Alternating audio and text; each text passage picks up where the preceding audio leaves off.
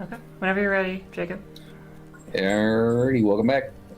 Got another session of Antebellum. Took last week off, but we're back now. And we are still seeing the wizard. You guys set off, feels like months ago now, to find this wizard, Mr. Lythor Thilanthar. And he was said to be residing in the Gondrum Mountains. You guys found out about a cave of exotic mushrooms that seemed like they would be of interest to any wizards in the area. It seemed like a good place to start, as good a place as any. And after fending off the dangerous guardian of the cavern, never mind the crying in the background, that has nothing to do with this session. The monster. You were confronted by an ominous sound and visions, light and rumbling from deep in the cave, which turned out to be Lythor attempting to scare away intruders. But he recognized you guys. He had been expecting you. He knew to look for Reese, and turns out he also recognized Alfie. And as you guys were welcomed into his extraplanar abode, made yourselves comfortable, had some food, he explained a bit more about himself and his relationship to Lynn, and said that he would do his best to help each of you with what you brought to him. The only thing he asked was that you please consider just a teensy-weensy modify memory spell on account of, he's very, very severely wanted by the government for various crimes as an old rebel. So, in the meantime, you spent the night at this magnificent mansion, this extraplanar domain. I recall Alfie inquiring a bit about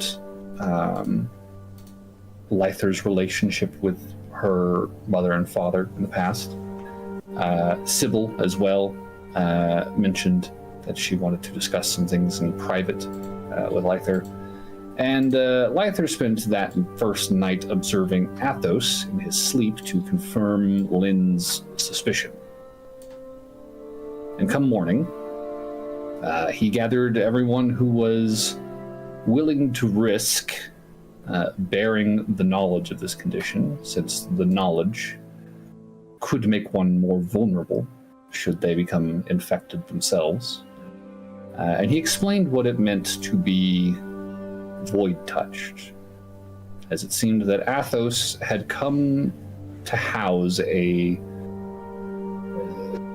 basically a vacuum within his soul, a space of utter nothingness, akin to the nothingness that exists outside existence. And by his explanation, people generally don't react well to this sort of situation. Their minds begin to deteriorate, reshape themselves into increasingly erratic new shapes and personalities. And the people that they once were, eventually, are worn away completely if this condition is allowed to persist. He did mention that there were known ways to deal with it, although they were not pretty, and unfortunately had not advanced significantly since they were first discovered thousands of years ago. But he seemed hopeful, because from the sound of it, Athos did not contract this syndrome from direct contact with the void, but rather from another vessel, a weapon, which you discovered through a recent contact named Kilroy, who told you of Ulavacht, a weapon which seemed to be responsible for a curse like Athos's that afflicted his friends, and which he hoped he could use to reverse it in some fashion. And this idea seemed to hearten Lythor. He said he would do some investigating with a little magic of his own, see if he could learn anything about this weapon. And in the meantime, bid you guys make yourself comfortable, continue to rest and recuperate in his home, and eventually he hoped he would be able to have some answers for you on that front, as well as touch base with the rest of you who all had something to ask of him. So we are picking up. It is the morning of Ehrenbath the 12th. You guys have just finished listening to Lythor explain this situation with Athos. Athos has just woken and joined the group out in the parlor in front of the windows. And Lythor has moved into the kitchen to begin directing the preparation of breakfast by his invisible servants. Are there any questions before we get back to it? I have no questions. We're going to immediately tell Athos everything, right? I'm sorry? Wait, Aaron, no. Did you? That wasn't Wait, Aaron. There was no accent. Talk about what? Sure. No, don't worry about it, Athos. You're fine. I weren't texting enough for that to be real. Come on. Oh, hi, Aaron. There's Aaron. Just some voice I heard in my head. Sorry. That's the truth of You have a thoughts. voice in your head, too. Great. Yeah, that's going to be the real plot twist. Is we're all going to find out that we have multiple personality disorder. I mean, technically, in Reese's case, he can supply that with different faces. So That's true. If you had multiple don't personalities, understand. you could be all They're of them. distinct personalities. This is advanced DID. that's crazy. If that's everything, then again, Lythor is preparing breakfast, so you guys are kind of being left to your own devices for the moment. If there's anything anybody wants to do. Did you sleep all right, Athos? Oh, slept just fine. The bed was quite nice, honestly. Any conversations with the creepy alternate you? You know, you keep calling him creepy, but he's honestly not that bad. I mean, he is just. Him and I get along quite well. I just been pictured in the black eyes as like, that's a little creepy. If Well, I met I a try not version to of me judge. with fully black eyes, I would be a little creeped out. Unsettling for sure. I mean, I guess this answers the question for Athos. If you ever meet your twin, are you going to get along swimmingly, or are you going to punch him in the face? I don't have I think to. I'd I feel punch like I would get Alternate in along the face. well I'm just saying.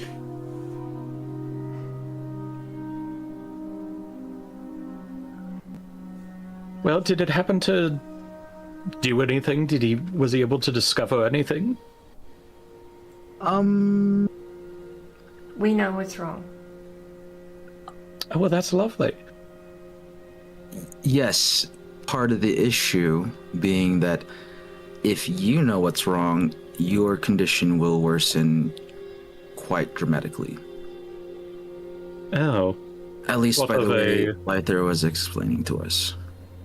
sort of a once you know it, the thing in it picks up the pace, so to say. Yeah, essentially along those lines. You'll have to ask Lythor about a little bit more of the specifics, but Cool. we are all aware, and Reese gestures to the rest of the party. We are all aware, so I We ain't. can I don't know what assist you're you. talking about. out of character. Was Aaron not there? Oh no, Eric was there. Oh, He's lying. I think Reese will look at Aaron with like a really confused like, huh? Like what? Aaron's gonna tap his forehead.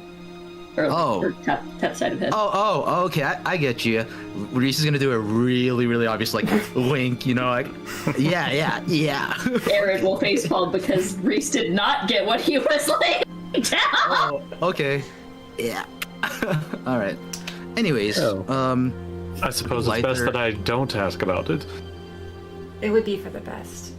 I think we can safely say, though, that Mr. Lythor... That's how I look for 7 minutes and 20 seconds. Alright, 7 minutes. Oh, Mr. Aldrich, what are you doing? Apparently, you had a You did. one of those magical assistants. He's totally used to being waited on. Did Lythor give Mr. Aldrich one of those ghosts to like follow him? Mr. Aldrich's just like, come here, bring me a hot towel. Sorry, I'm still cooking dinner. I apologize. It's okay. Oh, good. It was funny. You call your magic assistant Alexa. Mine is Siri, actually. What I was I gonna never say, named it. what I was gonna say, Athos, is Mr. Lythor does have some confidence that we should be able to find a way to fix what's wrong. Oh, well, that's lovely. So long as we work with Kilroy. All right. Seems like a good lad. I think with that in mind, we should probably start thinking about our next steps. But I feel like, did other people need to speak with Lythor about issues? I know I was able to talk to him yesterday, but I was training the whole night, so I didn't really catch anybody else having I a had conversation. intended to speak with him, and I have not yet. Okay. I'll probably do that at some point this morning. I left some shit with him. I better get it back. Okay. Alfie's just gonna go stand up and go to her room. Alfie, are you? Are you okay? Oh dear. Yeah, I'm fine. I'm just tired. I didn't sleep much last night. Inside. I'm gonna roll check. inside I real know quick. Yeah. Reese is just squinting like, I can't tell if not, but I will not pry because I've always You win. found that to be a bad decision, yes.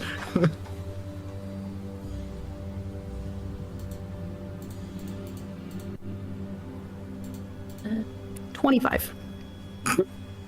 11.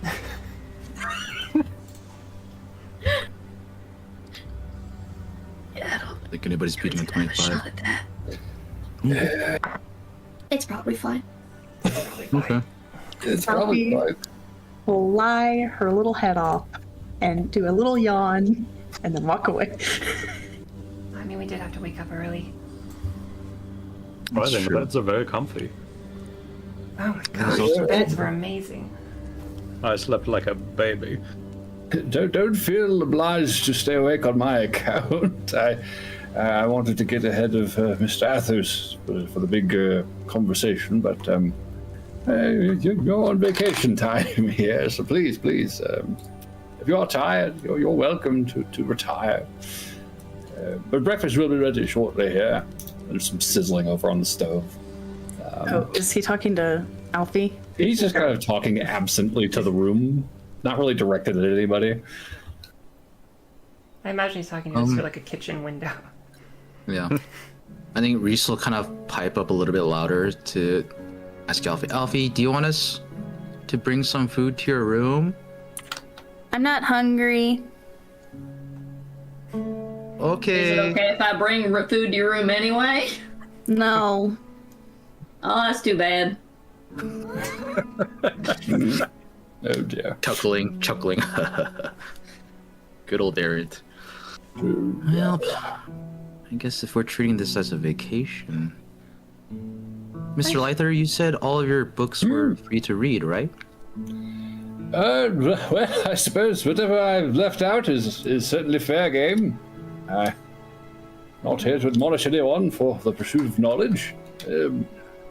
But let it be known I reserve the right, if I see something dangerous in anyone's hands, to vanish the thing forthwith.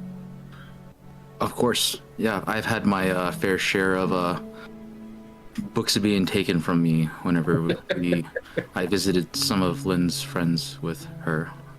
Yes, there's a time and a place for many things, and for some things, no time and no place, really, ever at all, is worth learning about them, as we've learned today. But, we make do as we must. Yes. Breakfast is ready, by the way. He's already floating out plates onto the table. It is a pretty bright and colorful and heavily piled plate of like eggs, pancakes, bacon, sauce. Like it's the full spread. And he's got extras. You know, there's a couple serving plates and trays that he sets out in front of in the middle of everybody's plates to kind of refill for seconds. This looks amazing. Thank you very much. Yes. Well, it's been a while since I've had an opportunity to cook for guests, and you beat me to it last night, so... We appreciate it very much. Thank Nothing you. like a good breakfast to get you started in the morning. Yeah, especially to balance out that meal last night. Whew, that did not sit well. Yeah, not Reese having the crab just again. looks up. But now we know, don't But we? now we know. Knowing is half the battle. It's the entire battle, my friend, absolutely. Well, That's spoken like someone who knows a lot. You've spoken like a wizard. I guess the point about the light has to travel. One might circumvent a battle if they know enough. But no, I have here a plate for dear Alpha when she is hungry. We'll just set that under here. He'll put a little topper on top of that just to cover it and keep it warm. Just keep that. I'll take it to her once we're done eating. Of course. But please take it. He'll probably join you for breakfast. I don't know if he's got necessarily a ton to say right now. He does seem to be kind of thinking as he's eating. I have a question for him very quickly. Yeah, sure. Does time pass equivalently in here and out there? I feel like every time I come to you, you have a mouthful of food. I'm sorry. Apologies. Forgot to eat earlier last night while I was watching my friend. No, yes. Time here does pass synonymously with the material plane. We are in sync, as it were. I've dealt with a few wizards in my time who have made use of accelerated demi-planes or decelerated, as it be in some cases. I cannot say that I have found the practice either intuitive or terribly helpful, truth be told. It seems quite a lot of bother for not much gained. I can't even imagine. Yes, well, as I say, I have not dabbled much in chronology myself, so it is somewhat beyond my particular keen as of right now. Wait, there's ways that it travels at different times? Does the Feywilds do that?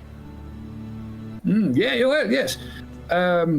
As I understand it, outside the domains of the Archfey, where they hold supreme power over all matters terrestrial to their realm, time included, the wilds themselves are peculiarly dilated time-wise, largely in sync with the phases of our moons, which are visible from over there. But as they wax and wane, time does have a tendency to speed and slow, as it were. So if I were to put like a real type situation, in theory, and I ain't saying this is what happened, because I got no fucking clue, Alf could have been born after me, but is also older than me? Theoretically, I that's suppose. certainly possible. She still seems quite young. I don't imagine she's spending extensive amounts of time in the Feywild. And there is a certain rubber banding effect at play when it comes to these things. as I say, it speeds and then slows, and the material plane will catch up and then fall behind again, and then exceed it and fall behind. So as a whole, it moves at about the same speed. It's just in short bursts. It might be on different. the grand scheme of things, yes. They are roughly synced up. But as I said, it is a tumultuous relationship. One wandering into the Feywild without a clear path home does run the risk of displacing oneself if they are traveling under the wrong moons, as it were. Conversely, if one is fortunate, one can be there for weeks at a time and be back within the hour. Hardly Well, be that's missed fucking at all. confusing.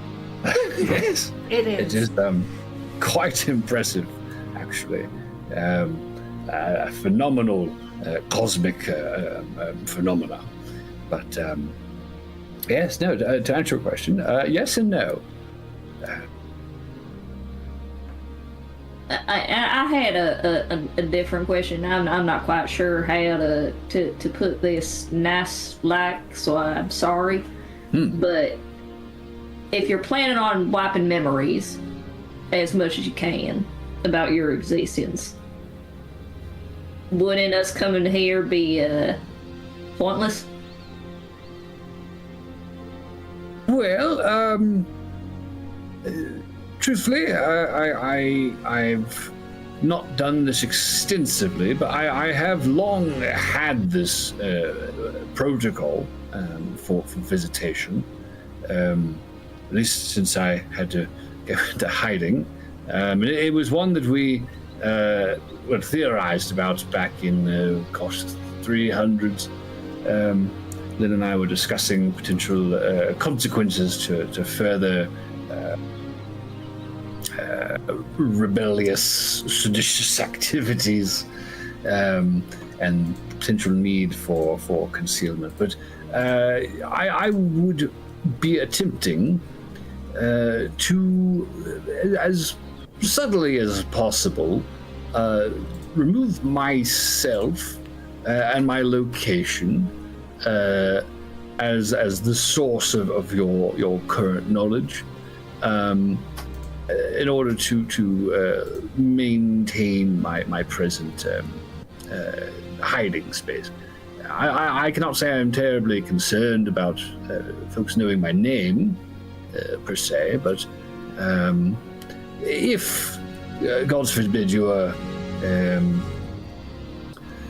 to run into some trouble with the military or the intelligence services in Ennegard, God forbid, your minds perhaps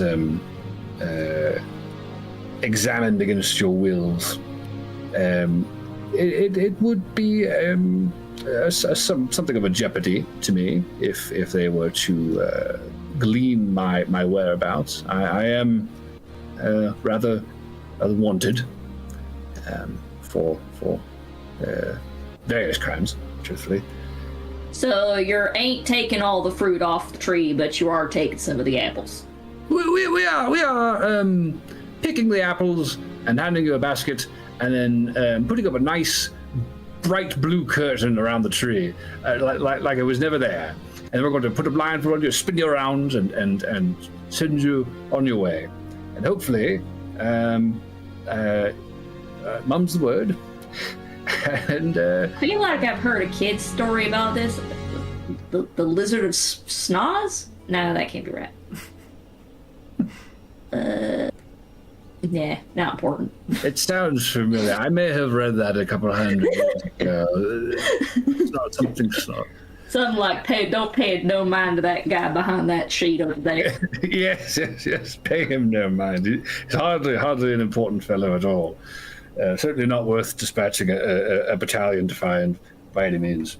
But yes, I would hope to be as non-destructive as possible. Again, the key word here is subtlety. We would want to be careful so as not to arouse any suspicion that any tampering has been done to begin with. That would obviously be enough to tip off any inquisition that perhaps some more extensive interrogation might be in order. And I would certainly want to spare you that if I could. Gotcha.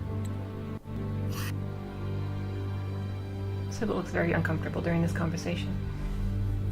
But she doesn't say anything.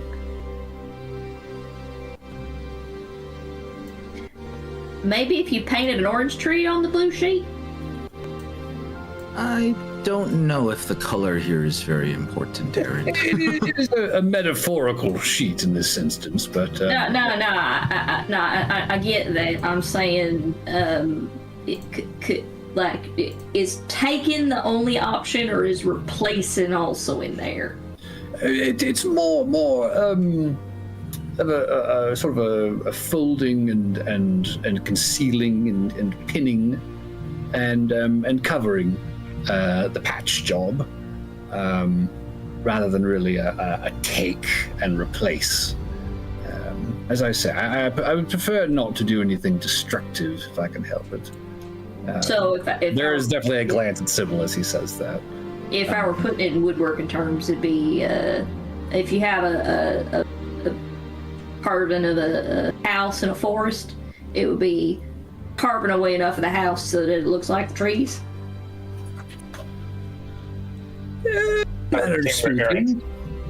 Coming from, instead of taking yourself out of the picture entirely, just replace yourself with a different wizard.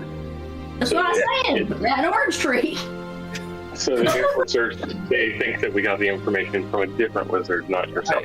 Yes. I think that is, generally speaking, the operation at play here. So more of a modification rather than a destruction or removal. Again, I understand there are some concerns regarding this procedure, and I would not want to do any serious damage to anyone's minds. It's certainly beyond my desire and intention. So that is my plan at the very least. Reese, I found a few books in one of the shelves I wanted to show you, actually. Would you like to come take them out? Yeah, I was... Let me finish. I was actually going to ask you if you had any... I was hungry, okay? I didn't get to eat dinner with you guys last night, so I had to, eat... No, you should consider your stars blessed. I think Reese is just confused. The crowd wasn't good. I'll tell you about it.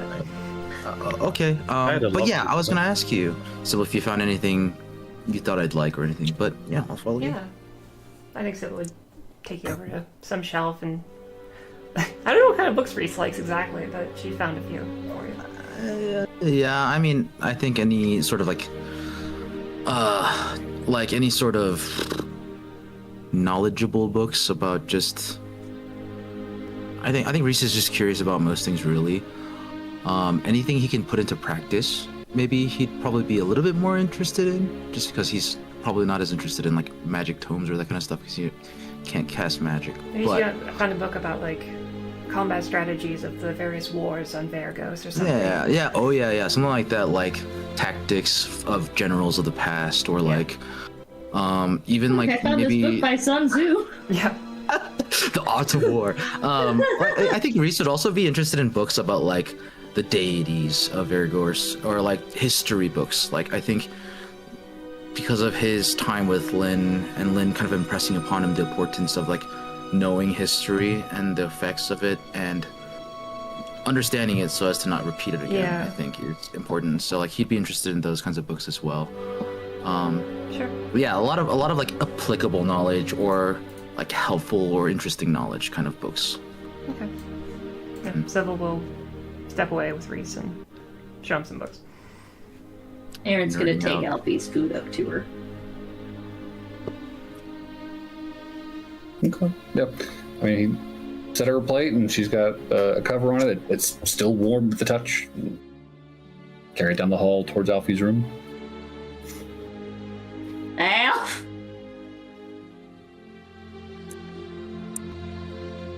think she's going to ignore you. I don't want to knock harder on my desk. But the door will knock a little harsher. I told you I'm not hungry. Well, that don't mean you don't need to eat. I'm not gonna eat anything if you give me anything. Well, then take it from me, lie to my face, and close the door again. No.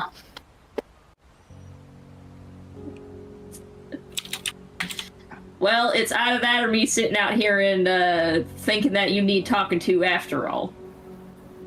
There's nothing to talk about, and you can just leave it outside the door. Sorry, could you repeat that last thing? You can just leave it outside the door. Nah, that ain't my way. Someone might step in it. Namely me. I might step in it. Well, maybe you should watch where you're going. You hear, like, a very loud thump that sounds like something heavy hit the door. He goes, ow! Well, I didn't look where I was going. Turns out I went right into your door. Okay, bye.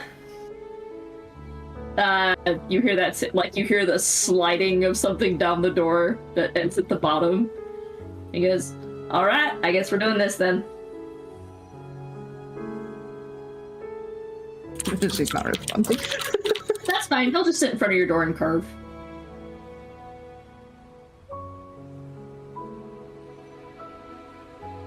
At least he's not trying to break down the door.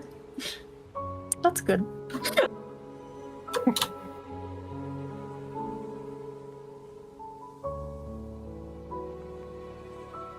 Well, I think breakfast would probably wrap up with the party kind of dispersing a bit. I think Lythor would probably stand and turn to Athos and say, since your friends are occupied, I will be in my personal study posing some inquiries to the powers of the cosmos regarding your sword. And I'll see what I can find out about that scroll of yours as well. So hopefully we have some answers here in short enough order. Anything you could get would be a great help. Yes, of course. And I'm hoping I could probably help your friend Sybil. She's kind of glancing over his shoulder towards, whatever corner of the room that she took Reese, with her predicament as well. As I'm given to understand that she has some... a bit of an aversion to it, yes. Yes. Well, hopefully we can get that sorted today as well. If not today, then perhaps tomorrow in the morning. But I will take my leave. But if you need anything, by all means, ask any of the help. She gestures around to the empty space around you. A simple please is usually enough to get them on their feet and get whatever you need. So, if you don't mind, I will take my leave. He will begin heading down the hall. He'll probably pass you, Errant, as you're just sitting there against the door. Yeah. Any luck? Nah, she's not feeling it for it right now. And that's okay. But she'll know I'm here. Then go back to carving. Can I go back into the cave? I'm sorry, dear. Oh, what was that? Well, we didn't finish collecting the mushroom stuff, so. You though.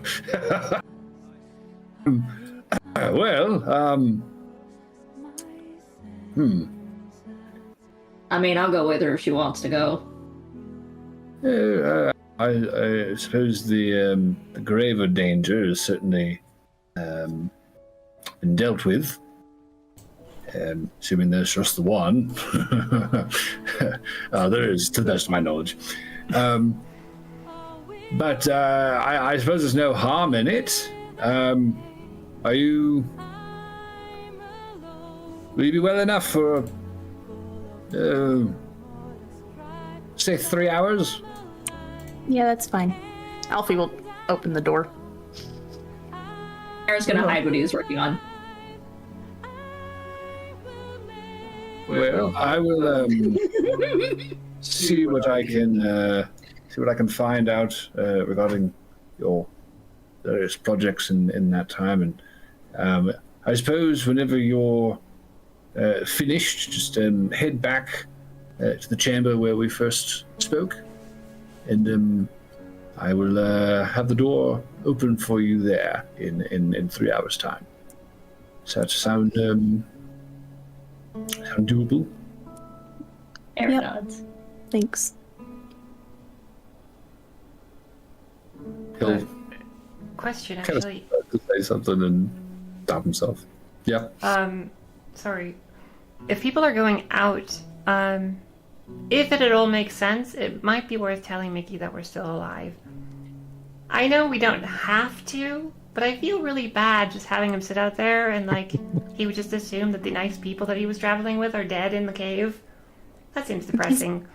He's getting paid. I don't think he cares. I do think he cares. He seemed like such a nice man. Did we fully pay him up front, yes. though? For like a whole week. Yeah. Actually, That's right. might be better to let him think we're dead, because if we tell him we're alive and we want to go back in, he'll know we found something. That's And I okay. think the goal is to pretend the wizard's not here. Yeah. So, well, Lythor's not here. Sorry. Yes. Okay. I'm perfectly fine being called the wizard.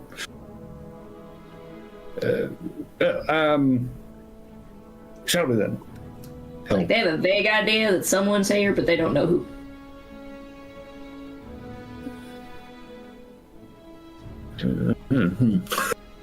Better they think no one's up here.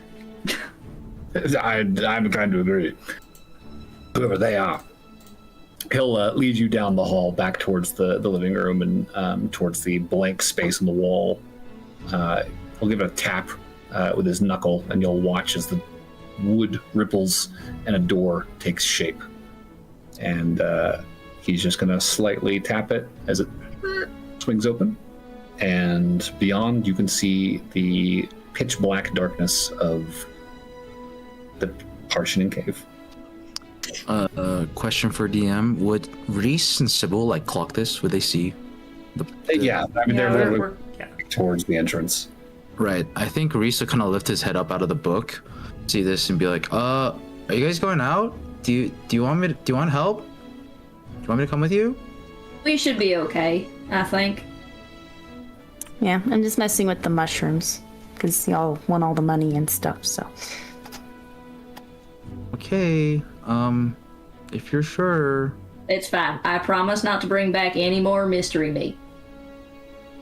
For you. That's not what I'm worried about, but okay. All right, if you say so. And then he just immediately turns back to his book. For this outing, Alfie does not need to attempt to talk to Errant. He will wait. Good, Alfie will not say a damn word. That's fine. No, it's very like, he's mostly making sure that he's watching your back while you do stuff. She's just harvesting the mushrooms. What's left of them. Fair enough. He also brought snacks.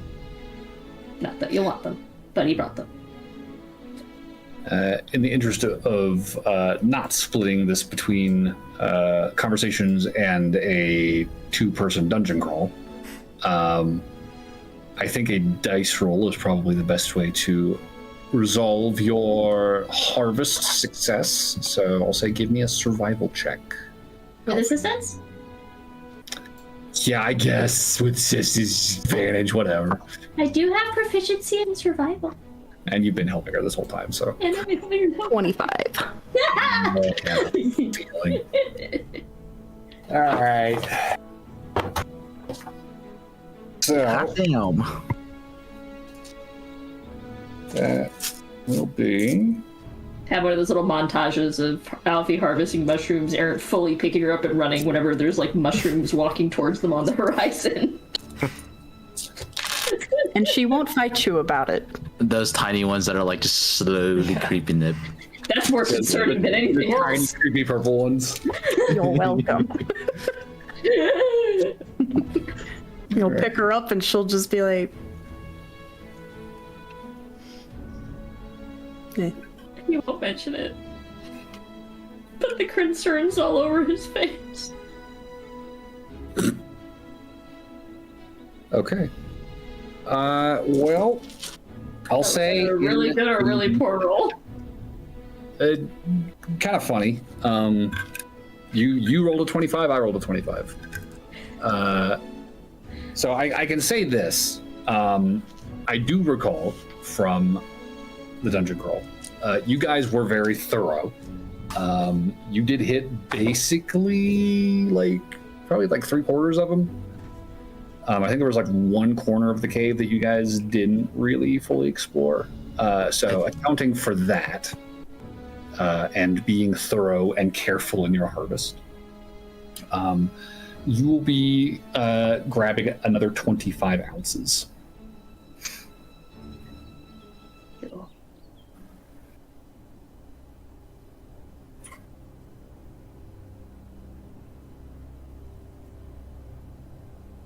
Is there anything the two of you would want to talk about while mushroom hunting? Or is this going to be a 3-hour harvest in dead silence?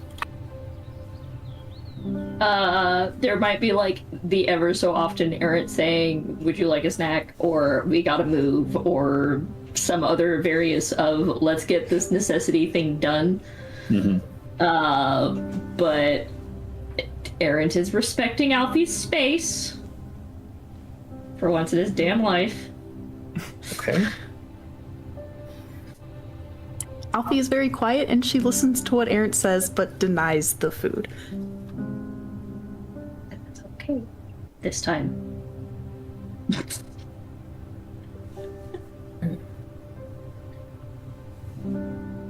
While Alfie and Errant are away, Lythor also secludes himself. He heads back down that hallway, past your various bedrooms, past the bathrooms, and just kind of into the dark end of the hall, and just kind of disappears.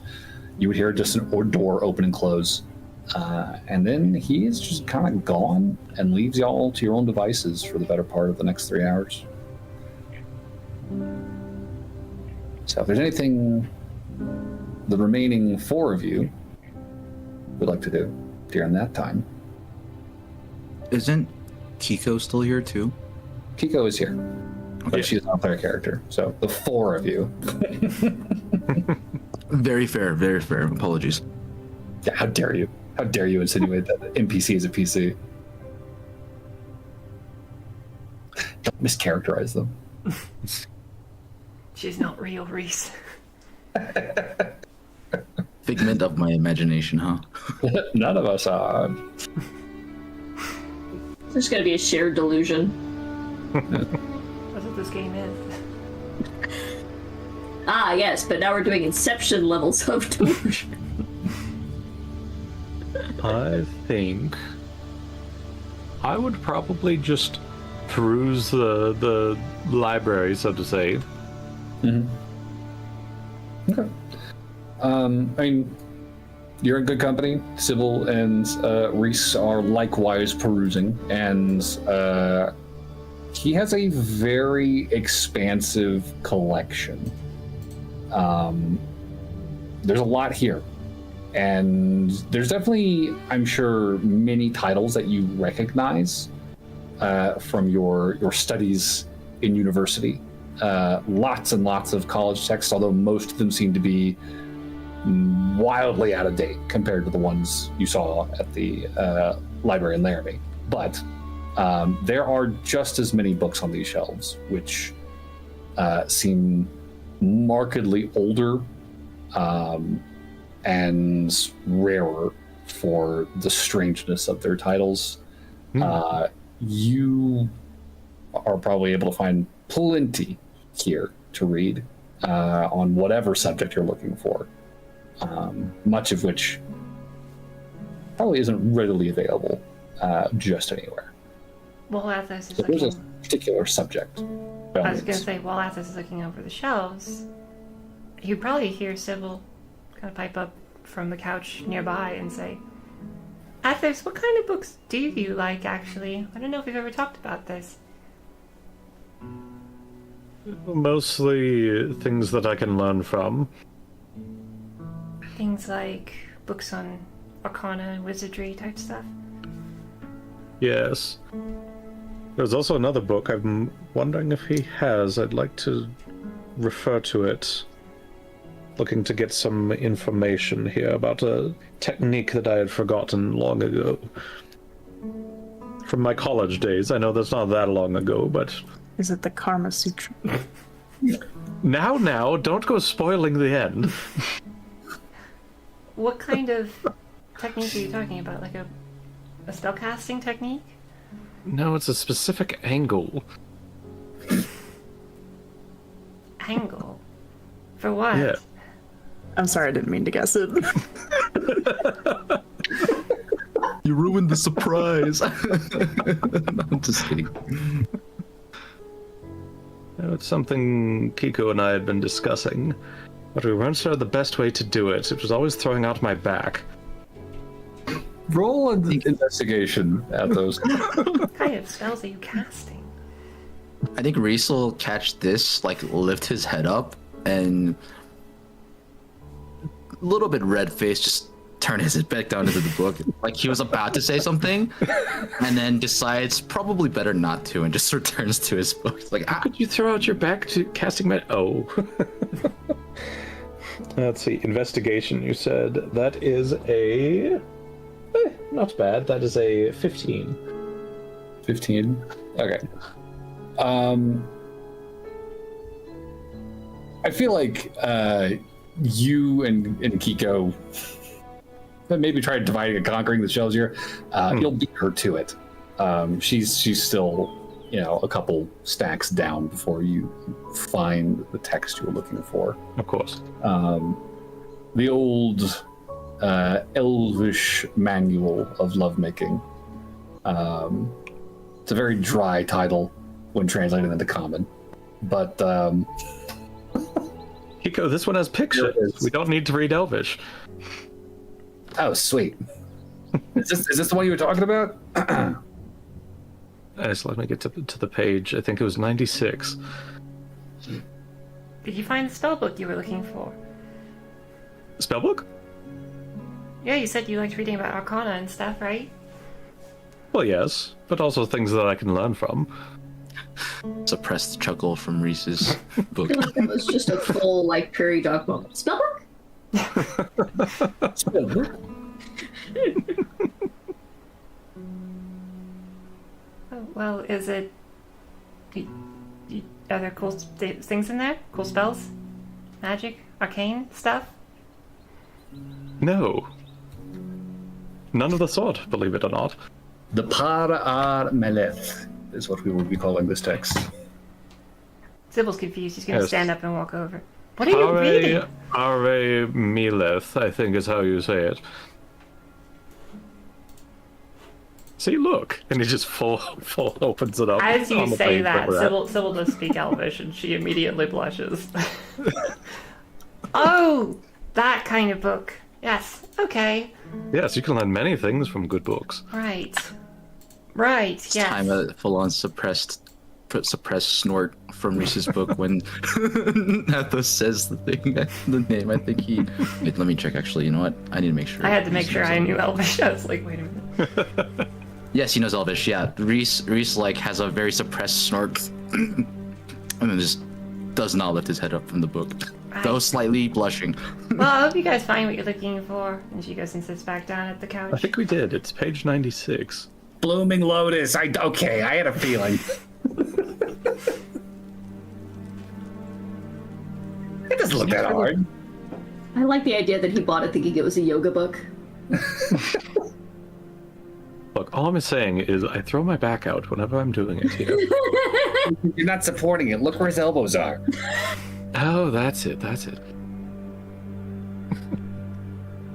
Okay, are we trying this then? I mean, I think resident mage might be watching. He will hear I wouldn't call everything. I wouldn't call myself a voyeur. I said the bathrooms are clear, right? Oh, that's a good point. Come on. Did he say that? Guess we'll find out.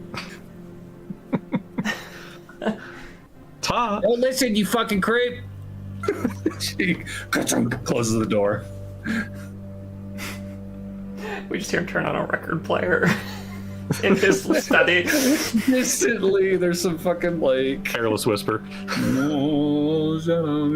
fucking punch record starts up. But yeah. But outside of that, I would probably look for some arcana after all of this, however long this ends up taking. I give it a half an hour or whatever. I'm sure it's a much more pleasant experience now that you know where to put your elbows. So, Absolutely. you guys come out of the bathroom half an hour later. Kiko's probably just wrapped in a towel. She took the opportunity to shower, and yeah, you can resume perusing. Anything specific, or are we just kind of browsing? I think this time I'm properly looking for arcana, specifically anything that I could find in radiant, which would be, I imagine, divine. Something Divine magic. something of that sort. Interesting. So give me another investigation check then. Let's see. Oh, that's a nat 20 plus 4. Nicely done. Hey, good shit. Oh, I just stumbled onto the divine section. Found it immediately. There's a cluster of books here, which seem like they might be of interest to you. There is... Here it goes. Damn, I just had it too. I know that feeling. Where did you go? So there is a book simply titled The Plains, which is a catalog written by the Conclave, the Syncretic Conclave, of countless outer planes with which the Court of Stars has made contact and recorded their findings during each of these various encounters. There is the Mundane Divinity, which is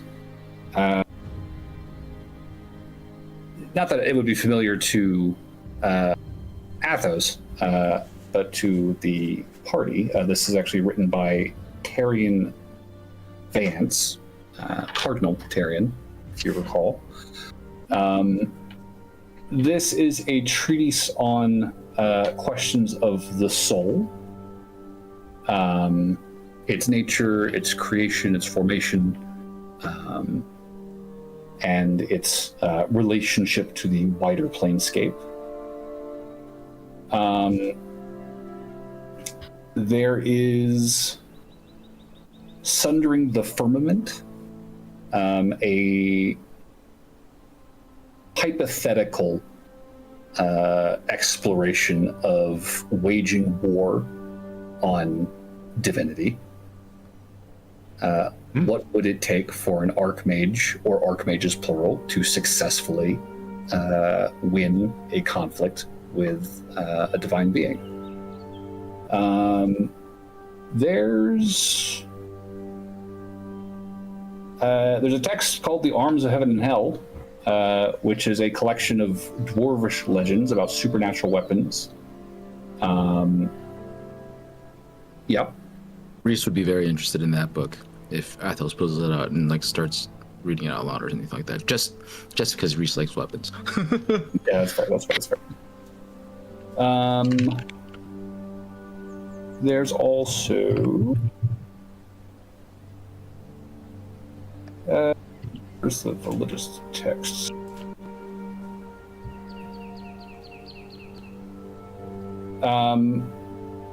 The limits of omniscience regarding various folk tales and parables regarding mortal contact with the sort of the early divinities that form the new pantheon. Kalal, Andraster, Miga, Kur, and Ao. It's like multiple stories of people interacting with these gods and their servitors and various fashions. There's also a text regarding Ennegard specifically, the plane of Beazel, called Visions of Ennegard. Any of this grabbing Athos? I think part of it is I'm looking for specifically studying in the magic, more like the arcana behind it, like, you know, spells that paladins, clerics, things like that are dealing with. I didn't get a chance to clarify that. My apologies. That's fair. I'll say this. As you're looking through Lythor's collection, so you're seeing these texts which seem to be dealing with like extraplanar and divinity and these particular subjects. You are not necessarily coming across a ton with regards to clerical training or divine magic specifically. It does occur to you over the course of the search, you know, Lythor is a wizard. That is somewhat outside the scope of his particular discipline. But I mean, he seems like a guy who enjoys learning. He's probably got something lying around, so you know, you keep browsing. I would say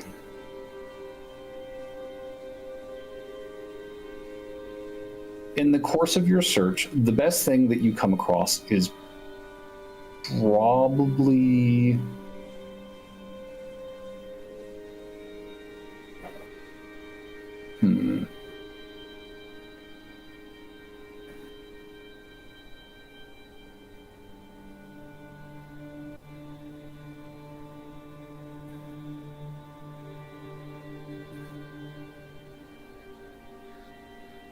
Really stumps the bookshelf. there is a book, not necessarily specifically regarding clerical magic, but it does revolve around communion with outer beings. You find a text called Heretical Proving, which, as you begin reading through it, outlines multitudes of rituals and techniques, sigils, magic circles, diagrams, primarily revolving around the convocation and conjunction of outsiders, both divine and profane.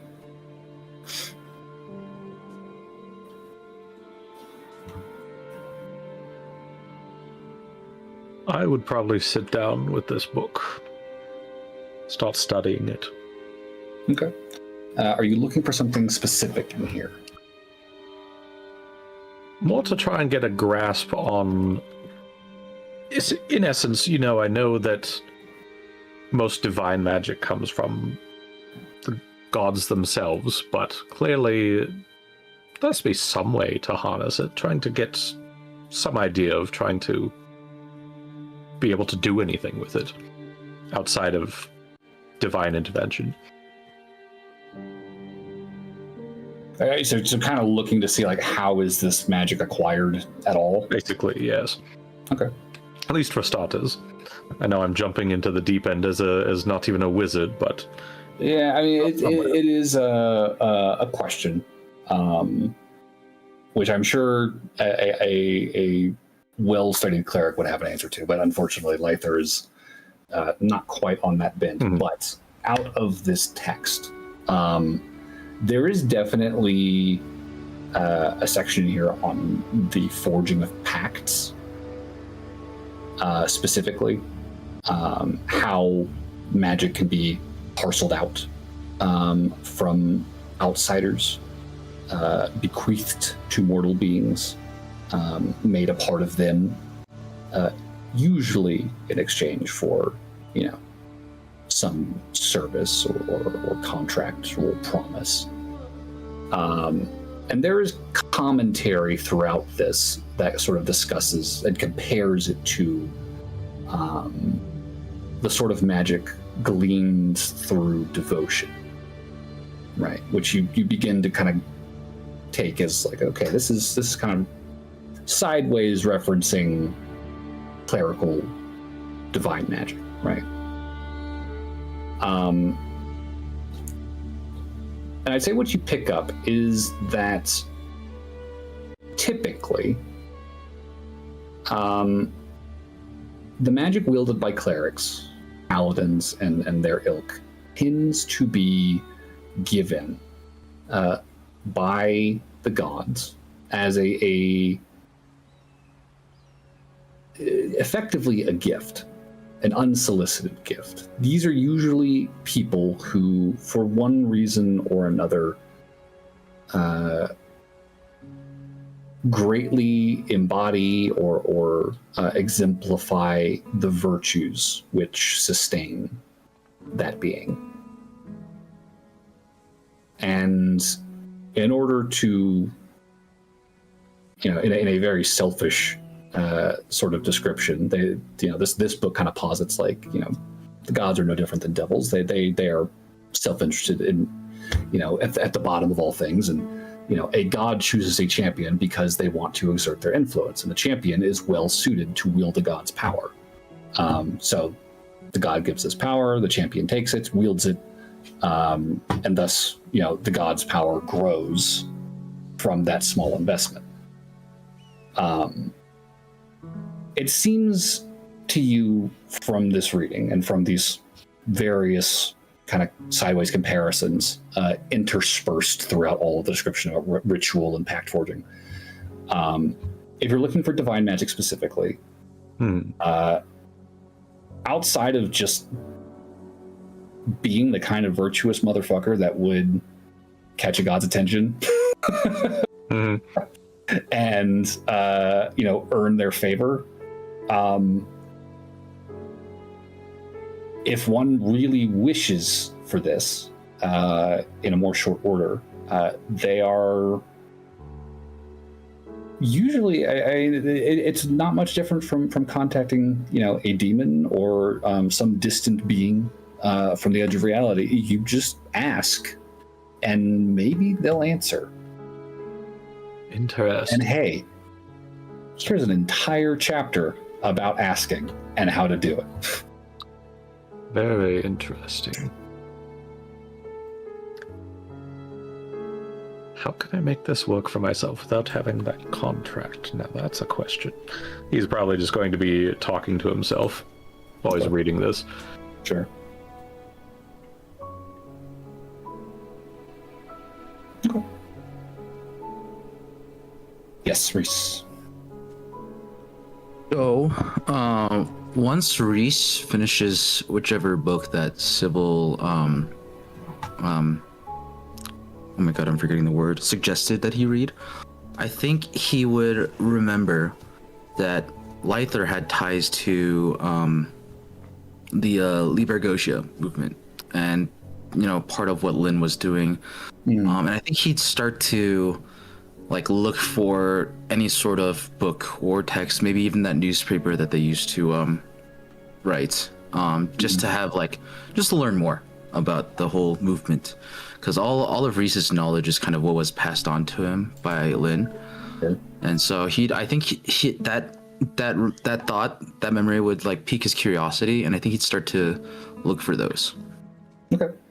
And I can tell you right now, before I even asked for the check, you could tell just by looking at what Athos is reading. Yeah. That is 100% the sort of banned book that Vaergose is like, no, we don't suppress knowledge. This is for everyone, you know? Yes. Maybe that's like part of why he remembers, because he's like looks at that book and he's like, whoa, that would be something that would be sealed and locked. Would be burned. Yeah. Yeah, I mean, looking over the bookshelves too, like there's definitely like a lot of texts in here that strike you as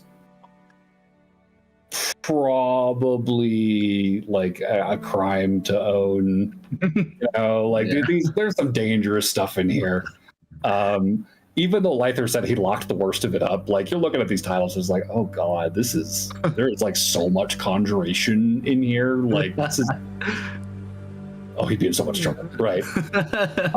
Yeah, I don't think Reese would be surprised at that, because he's probably seen similar things in different places. But so I'd say go ahead and give me an investigation check as you're beginning to look more pointedly. Not too great. You know what? I will add the ionic power dice to the roll because it's in the middling side, so I'd like to boost the number a little bit. All right, that's a little bit better. 17. 17. Okay.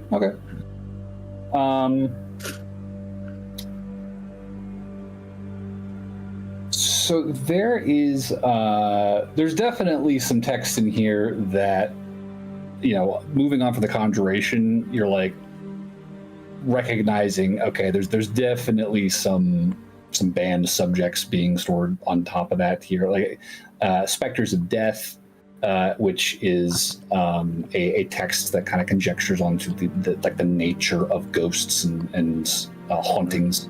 Ghoul Agar, which is a text on vampirism, and a pretty hefty one at that. It is a thick, dense text. And you know, a lot of the stuff in here does strike you as like Vaergose material, where it's just like, this is just a repository of forbidden knowledge, despite all you know, words of assurance that this is you know, safe reading. There's not a lot of text directly about Vaergose itself necessarily, and you know, as you're kind of looking through that, it would probably come back to mind, you know, some early conversations with Lynn that you had, stuff that maybe you had forgotten and are just kind of like recalling now how this movement, right, was never centralized. It was never monolithic. It was, you know, it was a slogan more than anything, and a lot of people banded around it, right? You had folks like Lynn and presumably Lythor, who, you know, genuinely believed in freely distributing the good magic could do to as many people as possible, in breaking Ennegard's kind of regimented control of magical education and the suppression of dangerous topics, right? Mm-hmm. You also had people who were like, I don't give a shit if necromancy's taboo. This is free labor. Why aren't we doing this? And are just like, you know, free sorcery, baby. I don't give a shit. Like, necromancy's cool, and you guys are squares for not recognizing it. You know, all kinds of people kind of attached their own agendas to this notion, and what you end up finding, there is a shelf where you do find, you know, a pretty much end-to-end row of folios containing pamphlets of the Free Mages Press publications. And it does look like Lythor did preserve literally like 50 years worth of newsprint pamphlets that they produced. Looking through those, it looks like their agenda was predominantly as a sort of like investigative outlet. They seem to do a lot of breaking and entering, a lot of stealing the documents, a lot of leaking of confidential information that certain powerful people definitely would rather keep under wraps. There's a lot of that over the course of about 50 years, right? And you can track like probably like 20 or 30 different projects over the course of this publication's run, where they were breaking into the offices of the Nosturith and unveiling unethical practices, testing weapons on prisoners, magical mind control weapons and shit. There's this expose that they spent a couple years on about dark money being funneled into these false grassroots movements in Dazaxa to overthrow the draconic councils, kind of long-standing traditions, and kind of install more pro-Ennegard-y people in the various chairs on that committee. There's a lot in here, and it verges well beyond just like, this is about magic. No, for these guys, this was a deeply like political, activists, borderline anarchist outfit.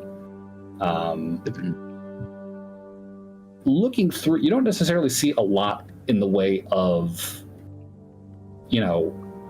ideology from the Free Mages Press itself. They don't really publish anything themselves that's like, hey, this is what we believe, this is what we're proposing, this is what we think we should be doing. There's virtually none of that. It's pretty much exclusively like hard, deeply illegal journalism. And it kind of tracks to your memory with Lynn, because Lynn, from your training with her, was very much not a prescriptive sort of mentor. She very much was focused on teaching you how to do things. Right. She did not have a lot of, she never showed at least much interest or care in what exactly you were doing. Right. At any given time, as long as you weren't doing something stupid that would get you into trouble. Yeah. But she was always a relatively like, chill, hands-off sort of a person when it came to, any interests that you developed as a young man, or lines of inquiry you decided to pursue, special interest, whatever. Like she didn't care really, right. And she kind of just kept out of it. Her primary focus was like, how best can you achieve, whatever goals you develop with the skills you have, and what skills do you need that you don't already have. Right. Yeah, and I think like, I feel like reading through some of this, Reese would kind of be reminded of maybe minor escapades. I feel like Lynn would have taken him on to give him practice. Yeah. Similar to a lot of these things, but maybe in a smaller scale. Not quite as... Yeah, there's probably some stuff where you're like reading about like, there was a break-in at this place so-and-so, and then like the next issue it's like, oh, by the way, here's all these bank records. If anyone wants to read them, here's like 200 pages from, all of these extremely wealthy Elvish families' accounts. Wow. See where they're spending their money. Yeah. And you're like, that break-in happened really, like, you're actually like recognizing some addresses, and it's like, I think we actually went there, you know? That's familiar. Oh. Yeah, so would any of these entries have been like recent years? Like, would Reese have been in any of these? no, Yes, this is okay, all before your time. Before, okay. The last published paper was like 419. Oh, yeah, bit ago. Okay. Yeah. Please remind me, what is the current tier? 444. Okay. Yeah. Oh, yeah. Very much before Reese's time. Besides that, if there's really nothing else, I think Reese would kind of just close that, and then just go back to the other topics he was kind of looking at with Sybil. Kind of, Sure. I guess, both satisfied but also unsatisfied in a way. Sure. I think he'd be like, oh, cool, so this is what Lynn was up to before she found me and took me in. But also, I think the big question would have probably been a big, like, why? There's a lot of, like, why did Lynn do this? Why was it so important to her? Why did she pick him up? You know, I think he's just, there's a lot of, like, questions of motivation. And I think he generally understands the overarching, like, the freedom of magic and kind of thing. But I think specifics, he'd be curious, right? And like you said, like, Lynn wouldn't have really taught him much, which would have just further spurred his own curiosity of, like, why didn't she tell me? Like, what was she trying to, you know, keep me from? Maybe protect me, or, like, not, you know, why? You know, I think that would just be on the back of his mind after he finishes looking through those folios and then returning to whatever books he had pulled out. I imagine you probably could spend, you know, a good chunk of time working through these folios. So for the sake of moving things a little forward, I think by the time you're, you know, fixing to close the last of these and move on, you would hear footsteps in the hallway as Lythor is, like, coming back down. And he seems a little out of breath. He smells very, very strongly of incense, and you kind of see some of it, like, wafting off of his shoulders as he's walking. And he's like, I think probably best to check on your friends. He'll walk up to the blank wall and knock on it. The door will ripple out of the wood, and he will open it and pop his head outside. 3 hours having passed. Alfie and Aaron, would you guys be at the ready, or would you have been sidetracked? Well, I know that we were definitely able to get back. That being said, would it be possible to make a, I guess, survival roll? It's hard to tell how long time is passing when there's no sun. Yeah. I'd say give me a survival check then.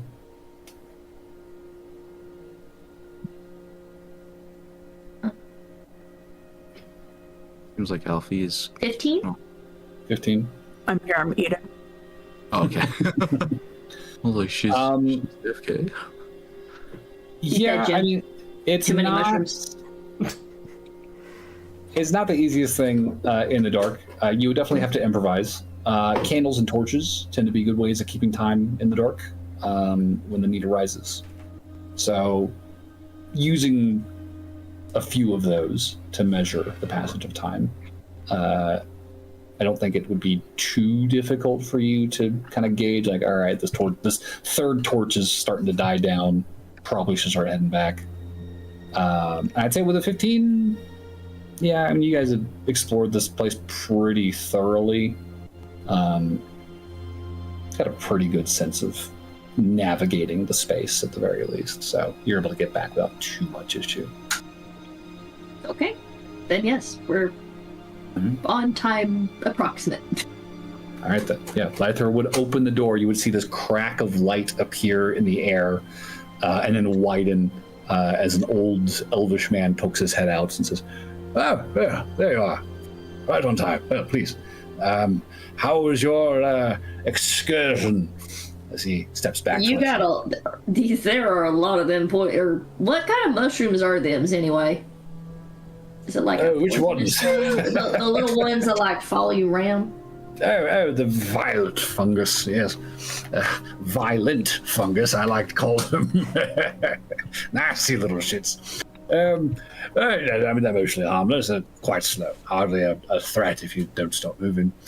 But no, I can't say that they're much good for anything other than disposing of debris. So they're scavengers. Got it.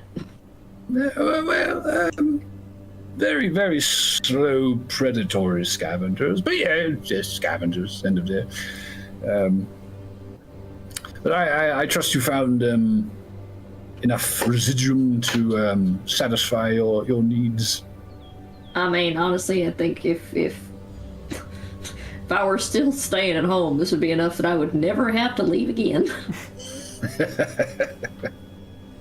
Well, if you are taking to adventuring, I imagine you'll be spending quite a bit more money than you're used to. I'm quite sure. Yeah, that was something that was a bit hard to get used to. Yes. Those were the days. Well, I do have some good news. I have learned a bit about this weapon. I am having some trouble locating it, which I believe is the operant problem regarding this Ulvakt, as you called it. Well, to put it simply, very, very old, dangerous artifact. Origins unknown, but it does seem to be, or at least have been, a vessel for the void, not unlike. Oh dear. He's gonna look over at Athos for a moment.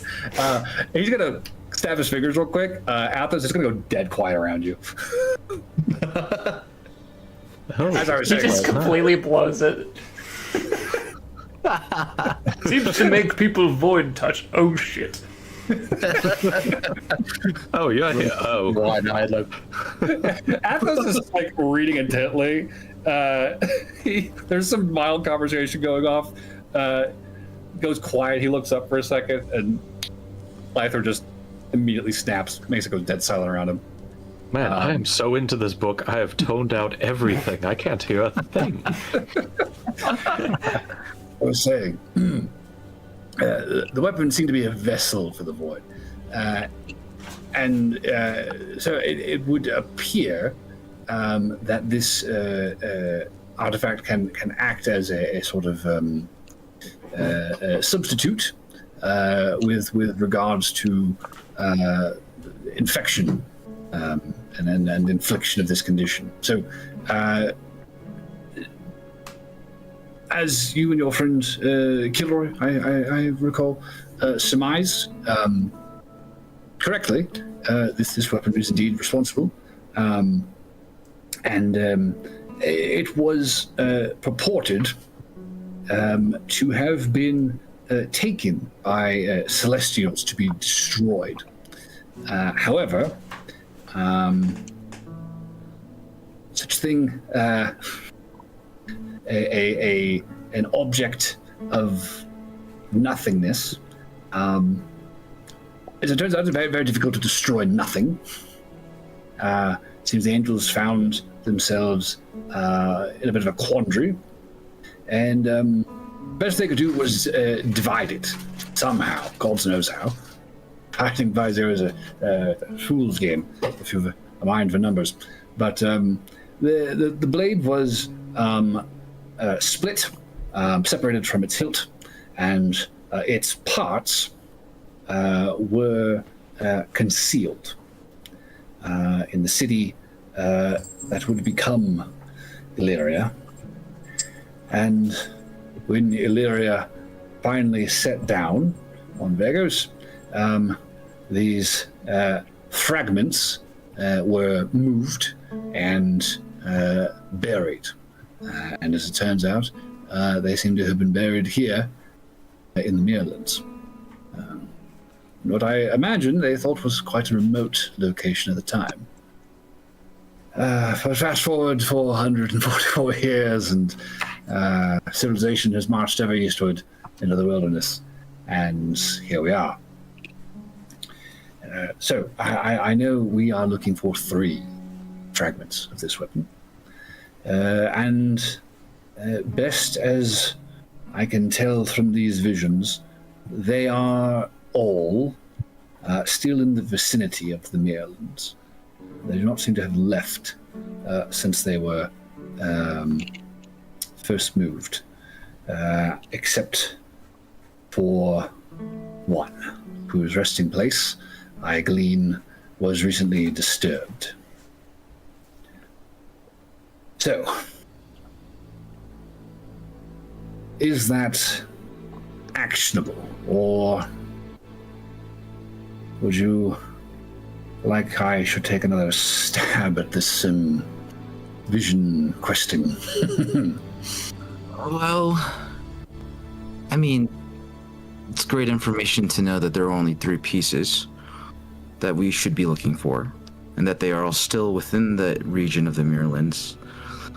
Disconcerting that one of the pieces was moved, but that would go to prove Kilroy's statement of having visited Gilva, which I assume was one of the places where one of the pieces of the sword was That's buried. talking about Athos touching the sword, not Gilva. Well, I mean, but Gilva, like Kilroy specifically said he went there to look for one and it was not there. And I imagine that is a location of one that was disturbed. Do we know that there was one in Guilford, or is that just where Kilroy was looking? Oh, I guess not. I guess we don't know for sure. The only thing that we've figured out is that Athos came in touch with a piece of the sword and then woke up somewhere else. Yeah, So- but Athos doesn't have the piece. Yeah, So but they're saying that it we was can't- moved from its location. And the only person that is... Never mind, it doesn't matter. No. I get what you're saying. I think in my mind is that maybe Athos touched it and somebody else moved it. I don't think Athos himself would have moved it, because if he did, he would have still had possession of the piece of the sword. Granted, on the flip side, Gilva being a location of one of the pieces as well isn't quite a fully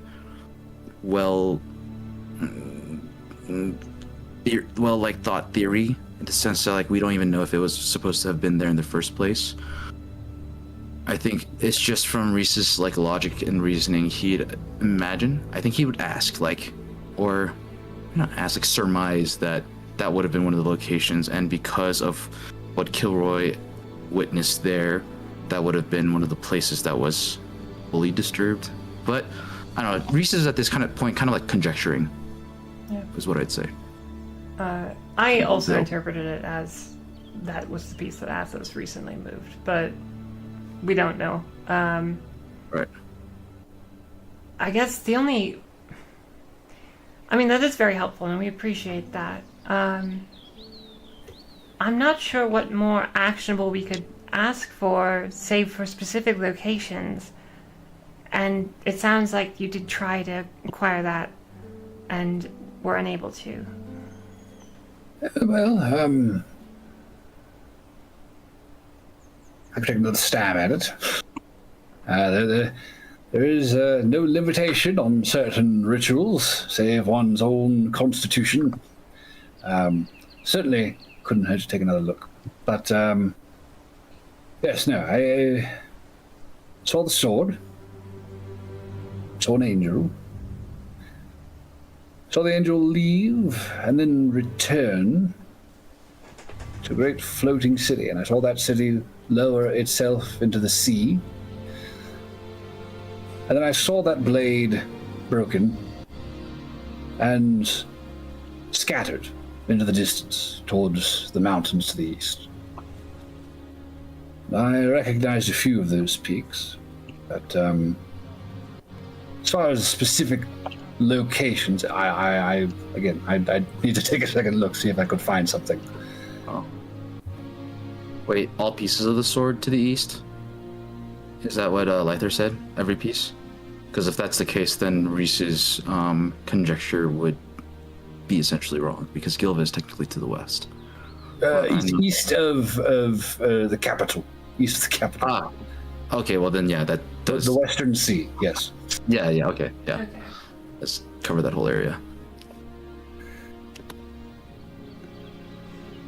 But I can certainly, as I say, give it another go. There's certainly no limit to what one might discover if one puts the mind to it. I wouldn't want to put you under any undue stress, Mr. Lythor. But location is all we have at the moment. I mean, I'm sure we can go back to Mr. Kilroy and explain what you said. He'll probably appreciate it if he doesn't already know. But at that point, we need to go finding the pieces.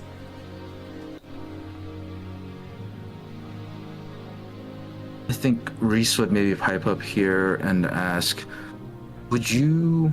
I think he'll glance over at Athos and then look back at Mr. Lythor and ask, would you perhaps maybe be able to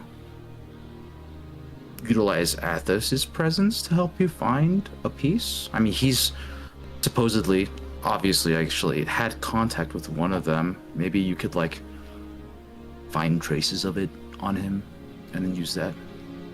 I'm thinking very much in the realm of like a dog finding, If you got a scent. smelling the scent. Yeah, right. And then using that to seek out the source of the scent.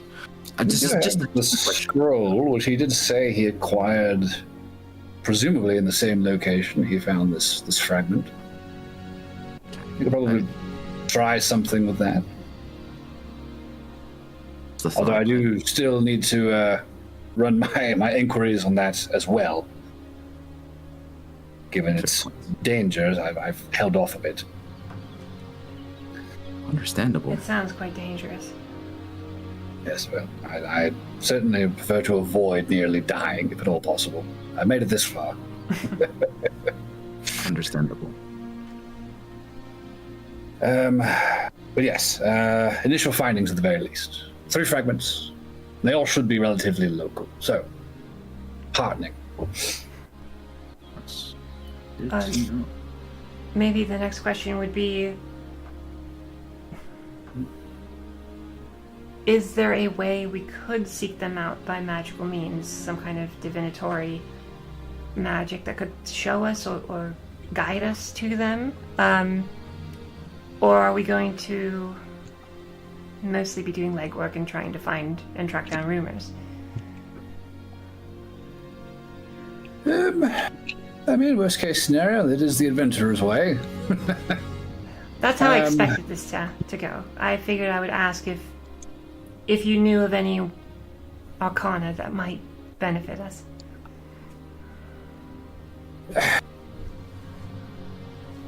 Certain short-range divinations one might perform when they are attempting to locate something specific within relatively close vicinity, within the mile. Mm-hmm. At a greater distance, it becomes a little more difficult. Will typically require more powerful magic, but I will see what I can find. And if I am able to devise anything of use, by all means, I will certainly proffer it to you before you take your leave. Put that on the list. We very much appreciate all you've done for us. Of course.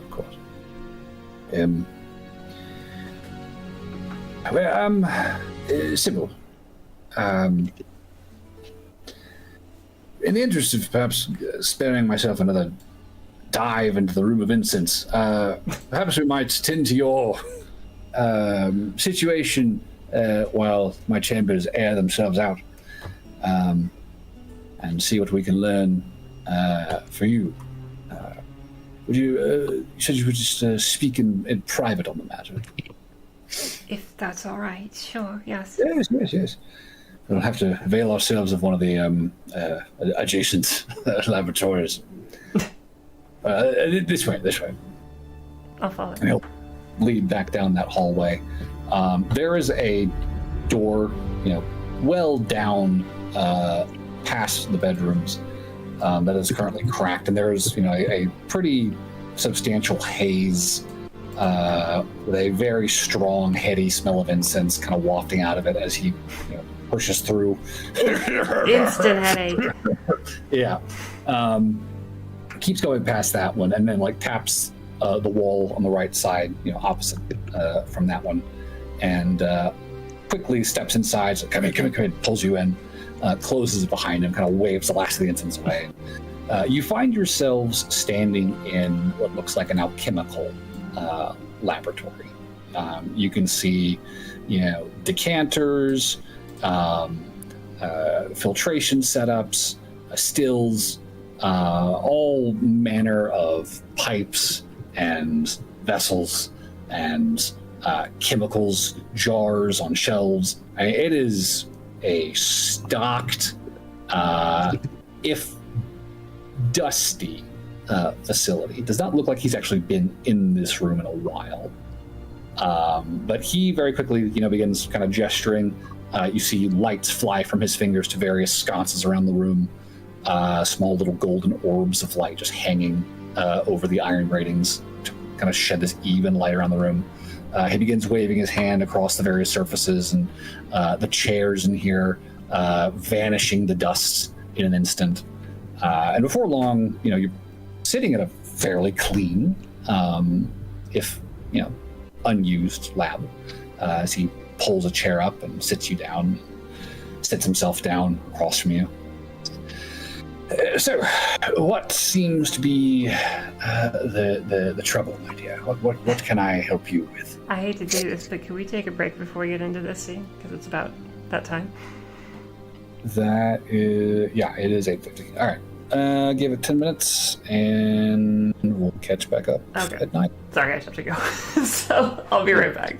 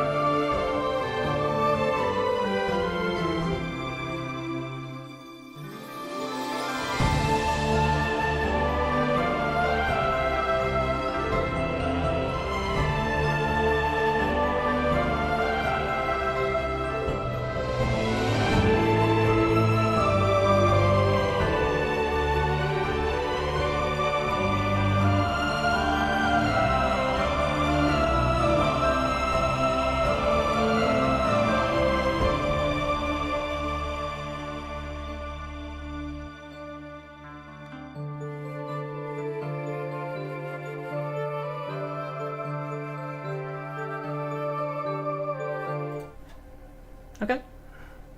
Alrighty, pick him back up. Lythor is sitting with Sybil in an old alchemist lab he has somewhere in his mansion. And just sat her down. Just asked her, what can I do for you?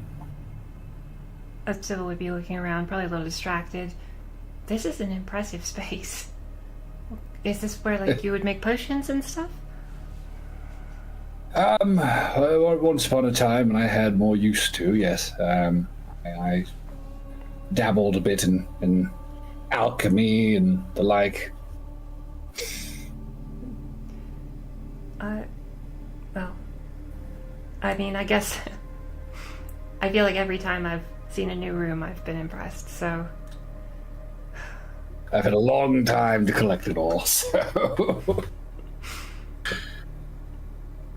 Attribute more to age than real talent. Yes. As far as what you could help me with, well, like I said the other day, yesterday, I guess, my memories are not all there. Not by a long shot. And how's that? Well, when I was young, my town was attacked by a monster who I've never been able to find more information about. I, by chance, overheard a few people talking about the monster after the attack. They called it a false hydra. But in all my years of looking into books and research and papers, I've never come across that term or that name. But the way they used it, it sounded like that was what it was called.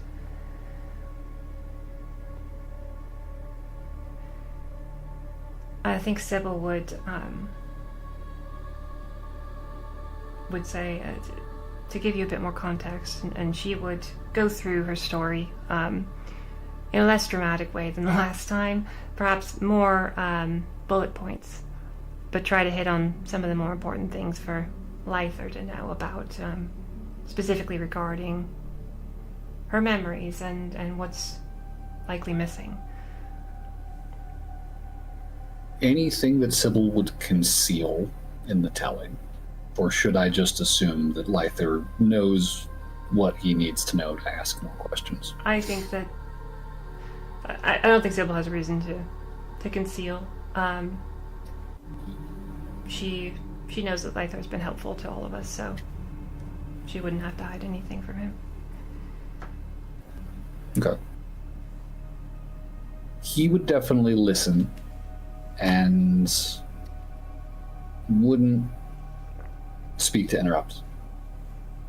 Just letting Sybil talk until she was done. And he would then sit in silence for a few minutes. His eyes just kind of darting back and forth, thinking.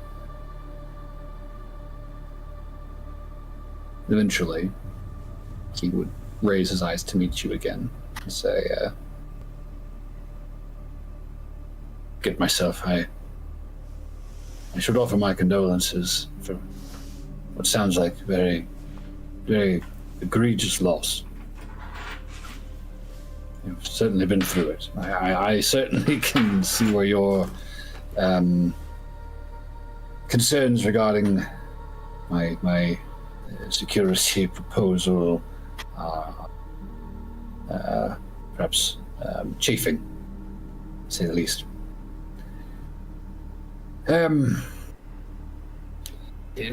Forgetting all that for the moment. Very funny. Unintentionally, I fear.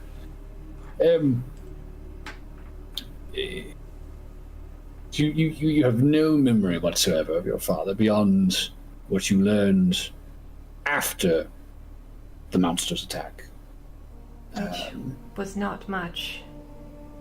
Mostly just business documents and records, and a marriage Did you- certificate. Did you learn anything else of any other victims in the wake of the attack? Are there other memories of folk that you're missing, or that you believe to be missing?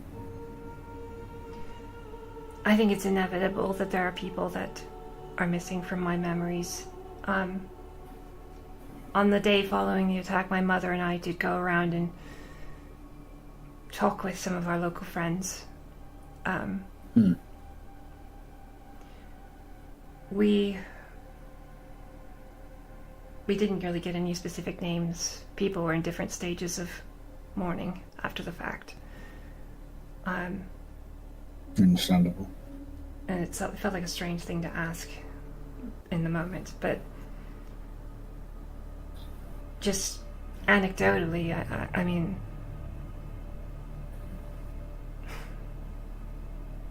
I know there are people that I'm missing. I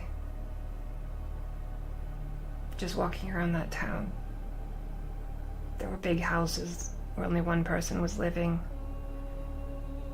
There were yards with toys sitting around, and those people not having children.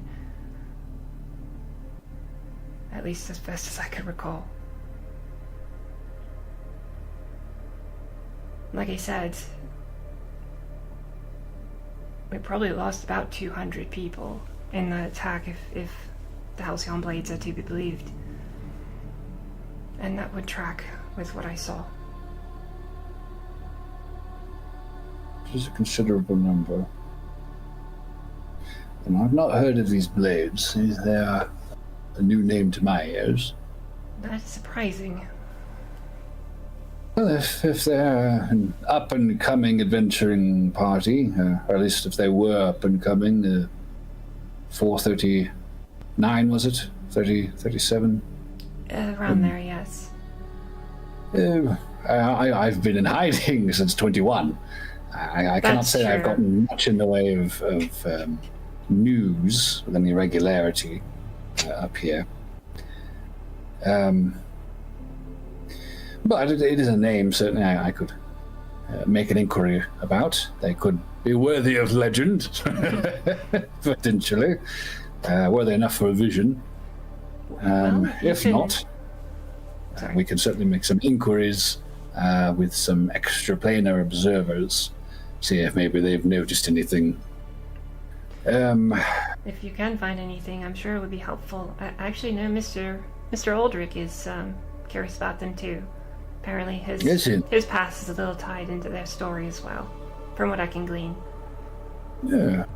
Well, should we bring him in and have a chat about his situation as well? Or I suppose this is more separate for the moment, at least regarding the memory situation. For the moment. And Mr. Aldrich's not suffering any memory damage as a result of this attack himself. Not to my knowledge. Right. Just from old age. It's just old age. It's just old. Right. Well, I can. Where to start? You mentioned that you could perhaps do an assessment of some kind. I could attempt to gauge the nature of this damage. Memory is a particularly tricky subject within the realms of Arcana, but it's not one I'm unfamiliar with. And I have kept up to date on some recent developments this past couple of decades in the field itself. Have you read Mnemotics yet? It's a I got lovely through book out of the a decent amount of it yesterday while we were just sitting around. I just haven't finished it yet, but perhaps if I have time this evening I can get through the last few chapters. Well, they've made some great advances in the study and detection of memory with divination magic. So I'm hopeful that we can get a clearer picture of exactly the sort of damage you're looking at, if it is damage at all. and get a sense of perhaps what it is this thing might be, what it's capable of,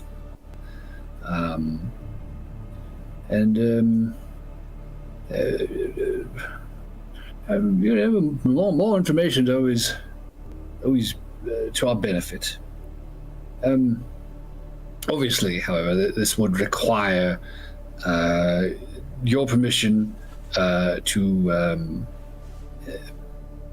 view your memories, as I do understand you are sensitive to the subject.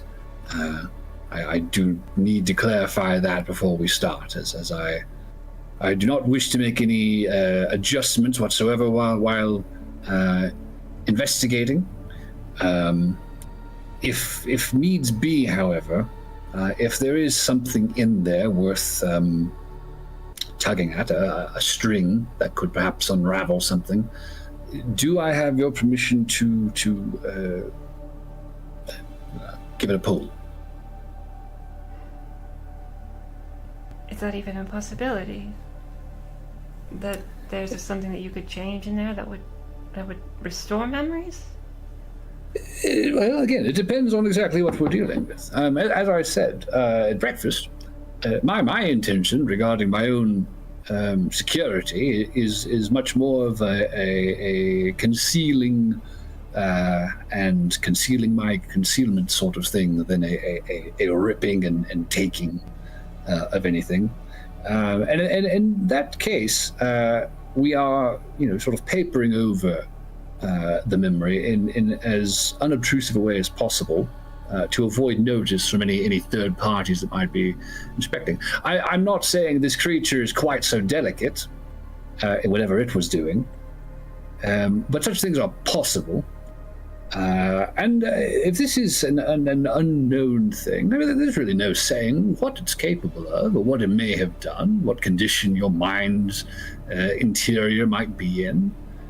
I simply think it best I ask now rather than get in there, find something, come out and have to ask and then go back. It's a whole rigmarole. Simply attempting to prepare for any eventuality. I think Sybil looks kind of scared.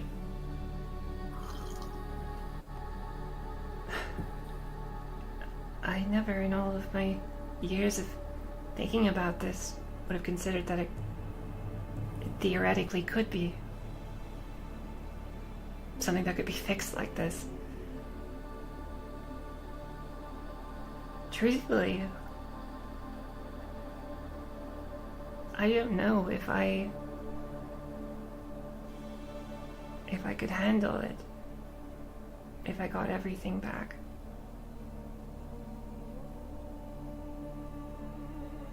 Well, I mean, best case scenario, everything is papered over and recoverable. I probably should emphasize I don't expect that to be the case necessarily, but it's possible.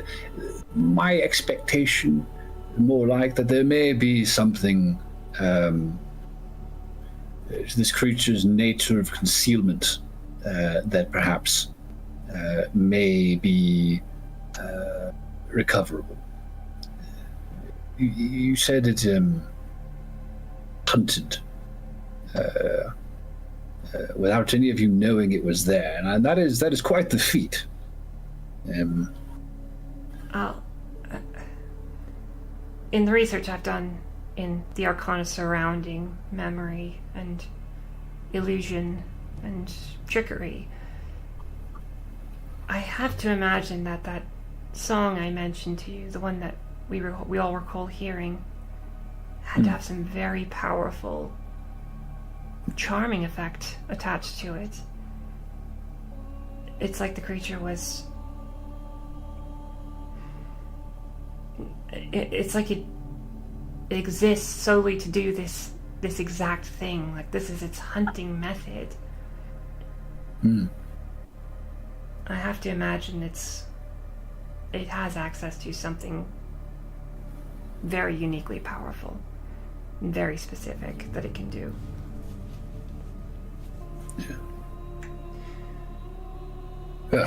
Given that that's the case, and not knowing what's in there, are you comfortable with me delving if I see potential opportunity to uncover something or recover something that maybe was lost or hidden? Yeah. Yes. That's okay. So, to reiterate, no edits on my part whatsoever. We are simply going in for observation and, if at all possible, recovery. Now, this stool maybe won't be the most comfortable in the world. Let's get you a proper chair. He's going to wave his hand. You're going to watch as in the open space between tables, a large, like, winged armchair with this, deep red velvet cushions appears. So make yourself comfortable, my dear, and feel free to kick back. It does recline. Is this going to take a while? A little bit. We do have some preparations to make, both for a thorough examination, as well as our safety as examiner. Since we are doing more than a simple edit pass and trying to get a proper inspection, we're going to want to employ a certain amount of supportive sigil work. And as he says this, he is going to flick his wrist, and from out of his sleeve, you see the head of a wooden staff protrude, which he takes hold of and just continues to pull out and then sets on the ground. You hear the click of the wood on stone, and then he begins just kind of like underhand grip, scrawling on the ground with the tip of the staff, and he watches, this bright kind of aquamarine chalk begins following the movements of his staff as he begins very quickly writing multiple rings of sigils around your chair. Sybil's watching, fascinated. And as he's going, he's explaining a bit of what he's doing. You're of course familiar with inscription and its uses in Arcana, of course. Now, what we're doing here, obviously, the circle is a shape of power. This helps us focus the work of the spell into a central location or target. We specify the target with various sigils. So you have your name here, Draconic. And I've noted myself here as the caster. Now, this is important, obviously, as we want this spell to very, very particularly maintain a distinction between our identities, as we are going to be joining minds to a degree. We are attempting to modify a modify memory. And so it goes on and on. It takes him about 10 minutes to finish this. Sybil probably is like about 2 minutes in, she's completely lost. Like, this is way above her. But she's like resisting the urge to ask questions. She's like, he is definitely doing his best to keep it like, elementary level, quote unquote, as far as magic goes. But he definitely, he's the kind of lecturer that gets very distracted by the details. Yeah. And like excited about like the ancillary subjects that he starts kind of like digressing as he's going, not even breaking stride as he's writing. And eventually, as he finishes, he's got like probably like 5 rings of text around your chair. And he says, all right, you'll definitely want to keep your feet up for this. So just lean back and try Am I to going relax. to be conscious or present, or is this just you? You will feel a bit of a tingle as the spell takes effect. And after that... You feel a slight pinch. I'm like, it's the dentist all over again. The tingle will persist for the duration of the spell, I expect. There could be some other bodily sensations, but principally, you will primarily, I believe, be experiencing flashes of memory as I do my best to carefully inspect the damage. So if you have any need of anything, by all means, I'm still here. I can still hear you. Rest assured. This is a shared vision of a sort. Okay. I will be seeing a bit more than you might. So, are we ready, Sybil? As we'll ever be. All right. Deep breath and slow exhale. And as you breathe out, you hear him muttering an incantation. And not only do you feel the tingling sensation immediately, just kind of like run from your temples all the way around your scalp, you also see this halo of kind of purplish, greenish haze kind of creep in on the edges of your vision. These tiny floating motes of light begin kind of like dancing across your field of vision, kind of like distant fireflies viewed through a lens you're trying to focus continuously. They kind of like fade in and out and back in. And very quickly, Lythor, you hear behind you says, "Ooh, oh dear, oh my poor thing. Oh yes, well, we are certainly looking at damage, capital D damage. This is certainly not an overwriting." I had suspected as much. Yes, yes. Can you see anything, dear? I'm attempting to inspect one of these gaps. Is anything coming into view for you? Because I am seeing nothing. And again, you would just be seeing that strange visual aura, but nothing concrete comes to mind. No. As strange as it sounds, I can kind of feel the gaps. I could feel them even before this ritual. Yes, well, they are quite evident, and certainly are gaps. Gaps is a good word. This thing looks to almost like it's taken bites out of your very mind here. It's quite perturbing.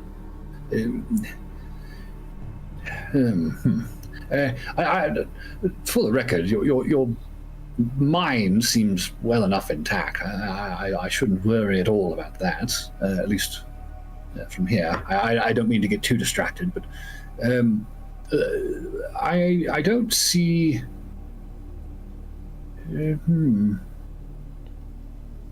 That's interesting. What?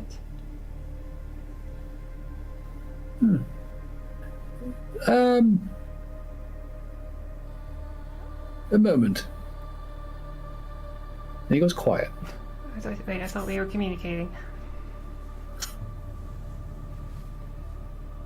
As he holds the spell, you do notice that the visual aura begins to fade ever so slightly over the course of this next minute. But you still feel the tingling of the spell active in your mind. And if anything, that tingling sensation begins to grow. It almost feels like, you know, when you pull off a hat after being outside in the cold and it's just the static halo like clinging to your head. Yeah. It's like that sensation just start cranking itself up slowly more and more and more. Like you feel like your hair should be standing on end. Okay. And after a moment, Lythor says, "It does not appear to be serious, but there are some small gaps in here. They seem to lead all the way up to the surface." Could you you clarify, Lythor? I feel something. Apologies. I've moved away from the memory. We're more inspecting the working minds above it. I am seeing some. I suppose passageways, perhaps the best way to put it. They all seem to be directly centered above the gravest points of damage. It's the damnedest thing. Passageways? I'm not following. Oh, goodness, how to summarize. Let me finish my examination. I can speak at more length after I have finished. Okay. The damage to the mind seems to be minimal. I don't see anything in the way of wounds, and you certainly seem to be quite a bright young lady. I don't believe you've suffered too terrible. It's the strangest thing. Yes. Yeah. Moving back to the memories, are you seeing anything? And as he says that halo effect comes back into view, and those lights beginning to dance once more. No, nothing at all. Yeah. Lift the button if you see anything in your periphery.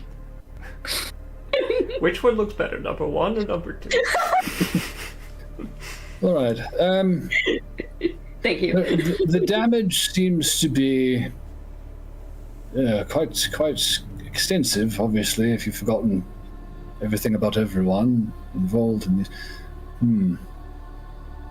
But it looks as though it stops about here. Are you seeing anything now? And as he says that, you get a very vivid vision of Still Hollow, of the street, the burrows, the broken windows and roofs, the people milling about, attempting to rebuild. You see a handful of guards. You see a wagon and a horse and your mother. You see furniture and belongings, packs, all roped in, tied down. And your mother turns to you and says, "He said your goodbyes."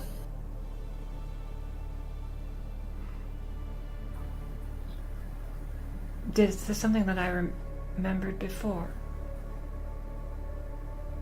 No, that looks to be somewhere near the end of the damage. From there, your memory appears to be largely intact. I guess this feels familiar. I know this day. I have bits of this day. But I didn't have this one. At least I didn't think I did. It's possibly forgotten. I haven't expected it much.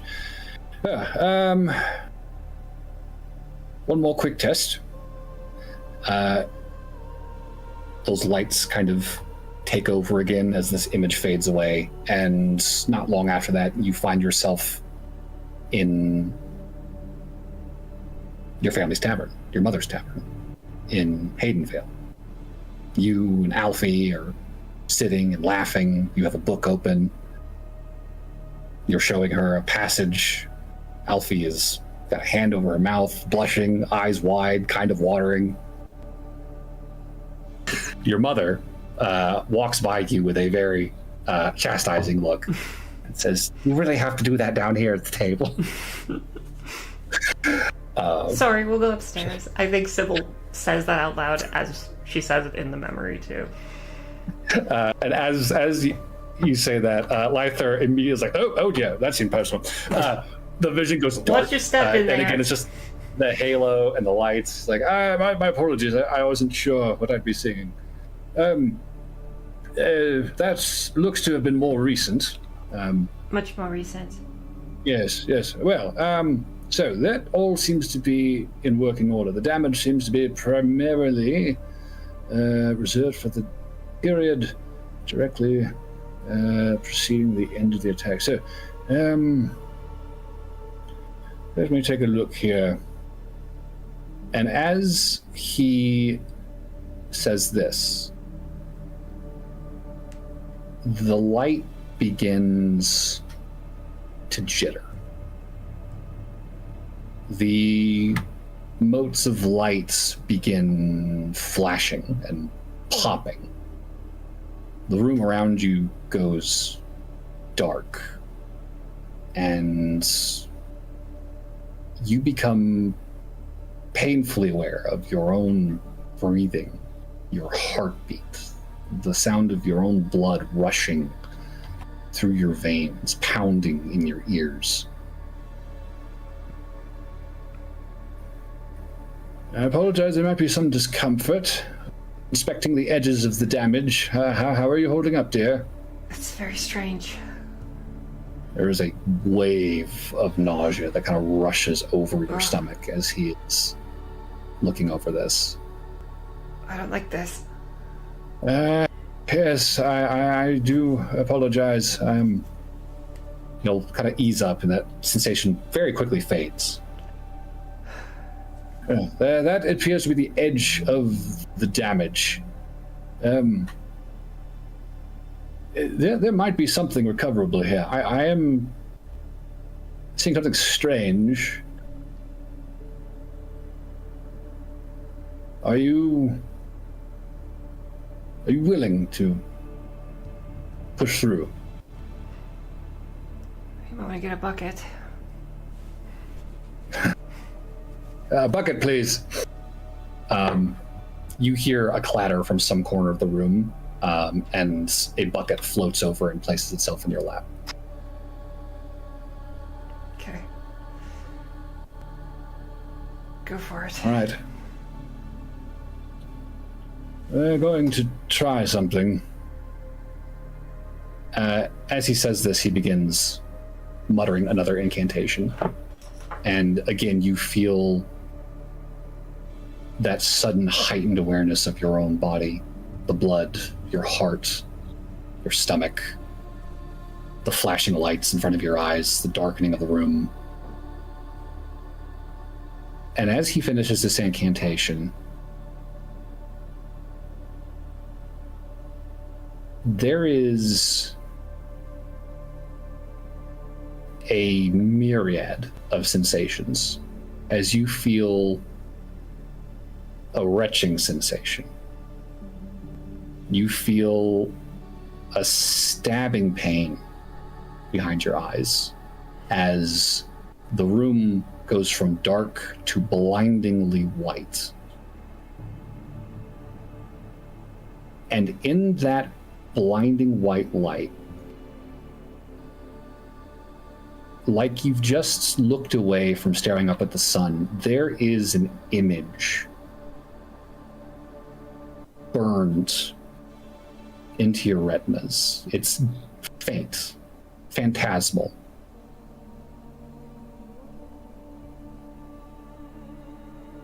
Clinging to it, I need you to make a Constitution saving throw.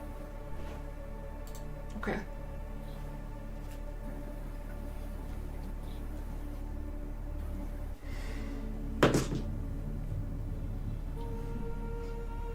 I'm gonna use my inspiration for this. Hopefully roll a little better than that. Okay. 24. Okay. You are fighting like hell to make sense of this image and to keep breakfast down. And as you strain, you begin to make sense of this aftermath. It's like looking out a window. And outside that window, you can just barely make out the shape of a face. Eyeless, lipless, teeth bared, with a long, thick, neck supporting it from above as it pulls itself out of the house across the street, legs in its mouth, the window broken. And just like that, the image snaps, fades, vanishes from sight. You find yourself back in the alchemy lab. I saw it. I saw it. I saw it. Oh, God, that was the Hydra. That was it. That was it. That was the head. That was terrible. Are you all right? Are you okay? That was just it startled me. I kind of lost track of what was real for a second there. Felt like I was right back there. You're right here, my dear. You're right here. You're all right. I think I predict we would likely only see more of the same if we were to continue poking around the edge here. I think perhaps we're ready to call it. Easy up here, and have some water. Water, please. And you'll see a glass of water float itself over to you as the sensation, the buzzing, the lights begin to fade, and you find yourself sitting, beads of sweat kind of forming on your forehead, looking up at the alchemy lab. You would immediately feel Lythor's hand on your shoulders. He comes around the chair to look at you, looking you in the eyes. Like, you remember who I am? Remember where you are? Yes. Lythor. Sybil Gertrude Bennett, yes? Yes. I'm okay. Let her go. All right. Okay. All right. Good. Well, that was something. And he's going to pull the stool up behind him and sit down next to you. So, it looks as though this creature's concealment was perhaps not quite as strong as it might have hoped. At least it was not right around the moment of its kill. Unfortunately, we had to see that. But I think that is heartening. This thing is just clearly not omnipotent. Obviously, it's killable, but its power is not insurmountable while it yet lives either. So, this creature conceals herself in a song.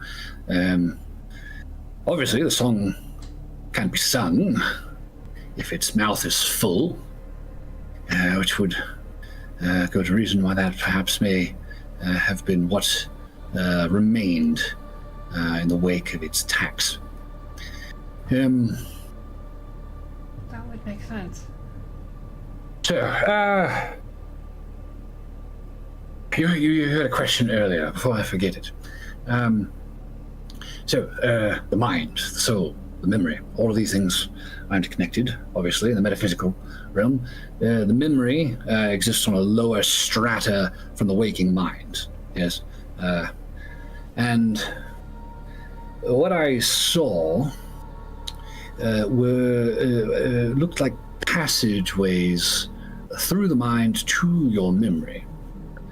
And they all seemed to be anchored or centered over these large breaks in your memory. If you would like, you may release the child.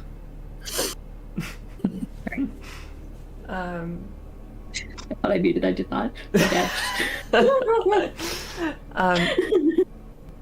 What is so is that not normal to have connection between the mind and the memory? Well, no, there's certainly connection. Absolutely, there's normally connection. But what's curious is these are not typical passages, right? Obviously, there's no connection between the gap and this passage. It's just it's empty space, yes. But it's curious that they line up in such a way as that. Another thing. Worth noting, these passageways are they are an uncommon but not an undocumented phenomenon.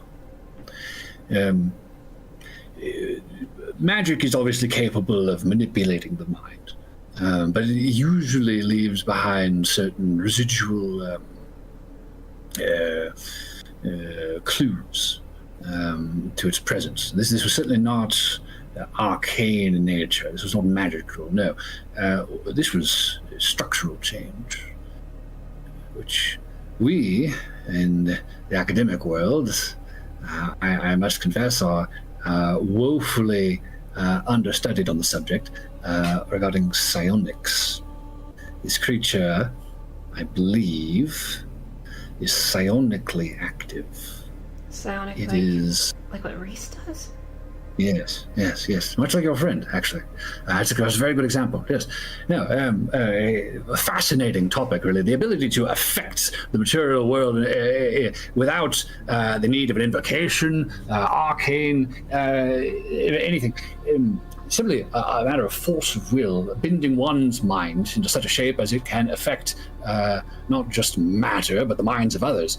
It's brilliant, fascinating, impressive subject, woefully understudied by mages, given we already possess the capability to learn this. And then psionics, well, it is largely an inborn talent, best as anyone's been able to find out.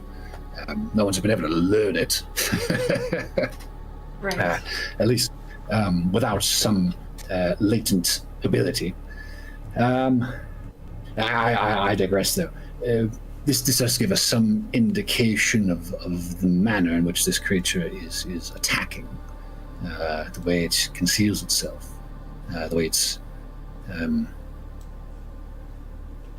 I suspect, feeding.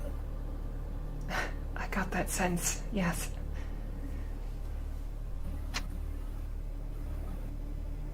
God. I forgive me. I find myself distracted. It's okay. 100 years away, fifth incursion, flares, ships in the air crashing down under the force of meteors and rays of concentrated arcane power. God, if only we'd captured one alive, the things we could have learned. What alive? I'm sorry? Forgive me, dear. Mind flayer, psionic beings, also known to feed on mental energies. Brains, however. Mind They flayers? feed. Yes. Mind flayers feed on the brain itself, and in some fashion, we do know from record that they are able to extract the memories of those they feed upon. We never really understood how that mechanism worked, and I simply find myself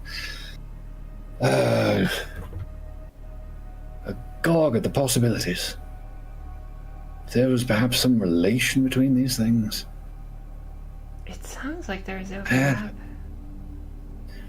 At any rate, forgive me. If I might ask a question. Yes. Like I said, I've suspected damage. Anytime I would get close to the edge of a memory, kind of felt like I was getting a headache. And there were very odd gaps in my memory. Days that I would remember the morning of and then lose everything else until I was about to go to bed.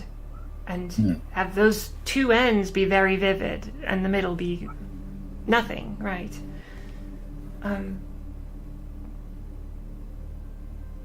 But I have to admit, part of why I've been curious to look into all of this is because I wanted to try and get something back. I don't need it all. I don't know if I would ever want it all back. I can only imagine the amount of suffering I witnessed that I don't recall. But for me and my mother's sake, I would love to get even just a glimpse of my dad. I would like for you to be honest with me. Is there any hope of that for me or my mother? Or is it all too far gone. And Sybil is watching his face very intently. He takes a deep breath, kind of steadying himself and focusing, thinking.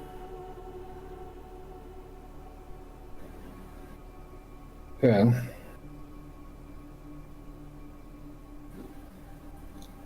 and most mages, worth their salt at least, long ago learned nothing is ever truly impossible.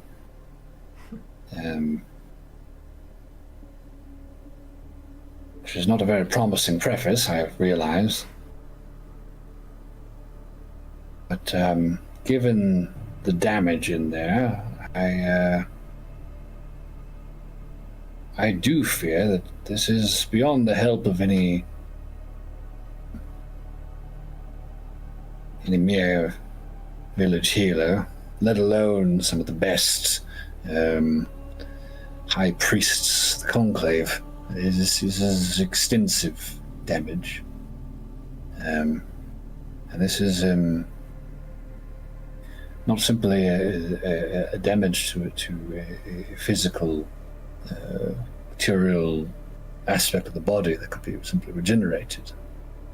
This is the destruction, possible consumption of a metaphysical aspect of the self. This is quite serious.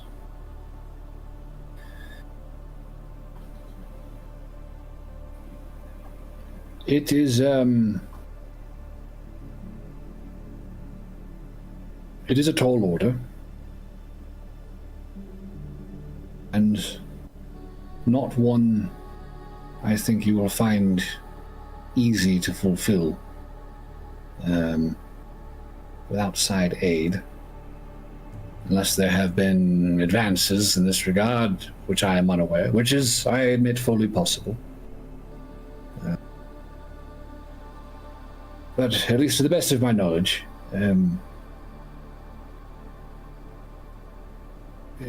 damage of this sort,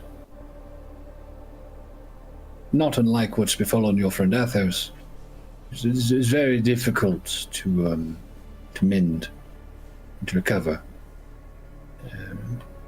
And I would be very, very careful about vetting anyone who claims they are able to. I want you to mark me on this, because an amateur or even an intermediate who is capable of great things but not well enough versed to do what is being asked could well end up regenerating memory in that space that is flotsam to you.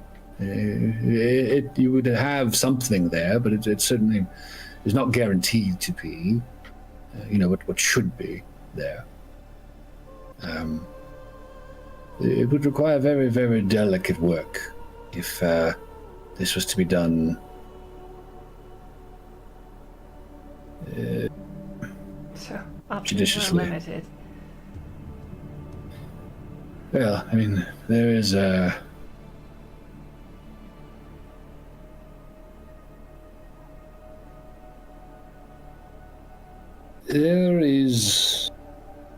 one spell I know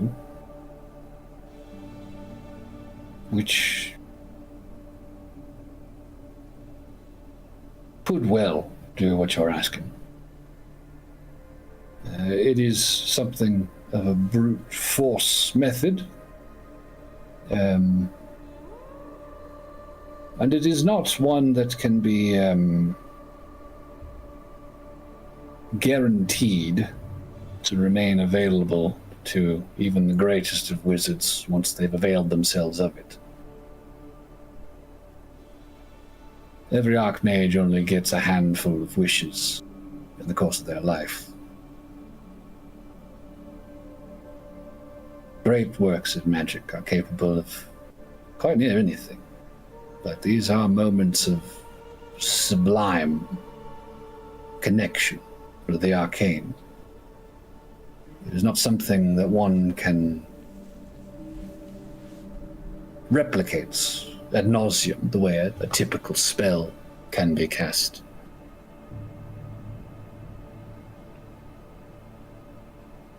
I've heard of wishing.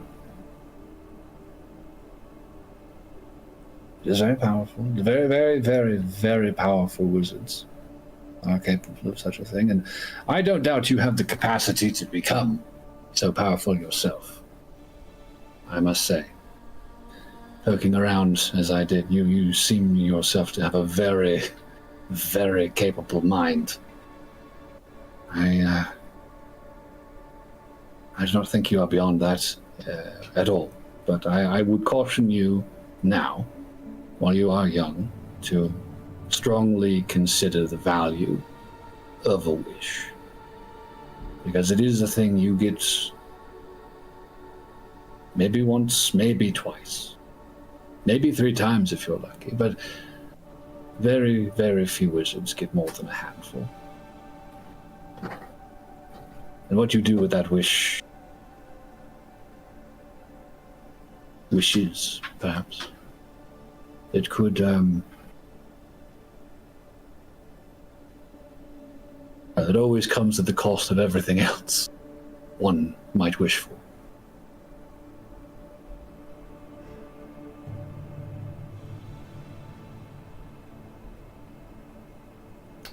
I think Sybil looks,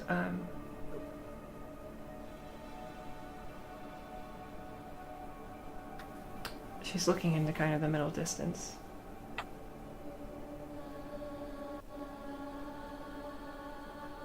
Am I to take this to mean that my only hope is the most powerful spell ever conjured? No, I wouldn't go so far as to say your only hope. It's the only one I know about. And I am reasonably well read, I like to think, but I'm certainly not the most powerful arc wizard to ever live, not by a long shot, nor am I the most well read arc wizard to ever live, nor am I at the cutting edge of wizardry these days. I am something of a homebody and a bookish fuddy-duddy. I don't know everything. I know a few things. A few of which I've been able to make useful to you all, and I'm grateful for that opportunity. But there is an infinity of universes of things I don't know.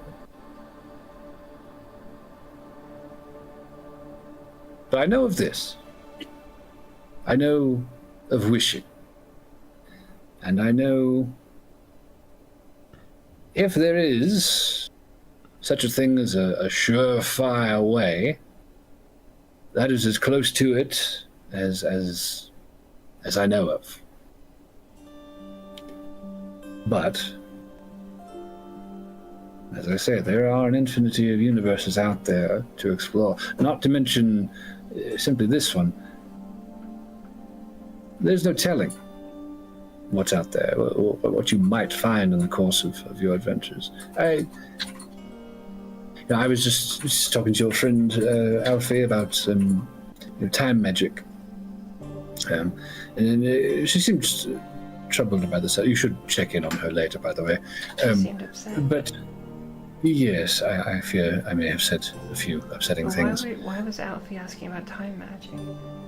Well, it sort of came up incidentally, but my point being regarding time magic, it's not a subject on which I am well versed, but I theoretically, spitballing here, if one were to leverage such powers, perhaps gain a window of access to one's past self and find some means to replicate the memories from that time into your present mind. It's certainly not an inconceivable notion. I have no idea how one would do it. But I can imagine. There's all sorts of things out there waiting to be discovered. If I might ask. You could be able to find it. If I might ask, I know that us arcane-focused practitioners of magic tend to have a bit of a blind spot when it comes to the divinatory side of this practice. Well... What I have learned is a restoration magic, a greater restoration, can actually undo the effects of the modified memory that you've been discussing with us. Yes. When aimed yes. appropriately. That's kind of what I've hinged a lot of my hope on in this regard. I guess my question is perhaps,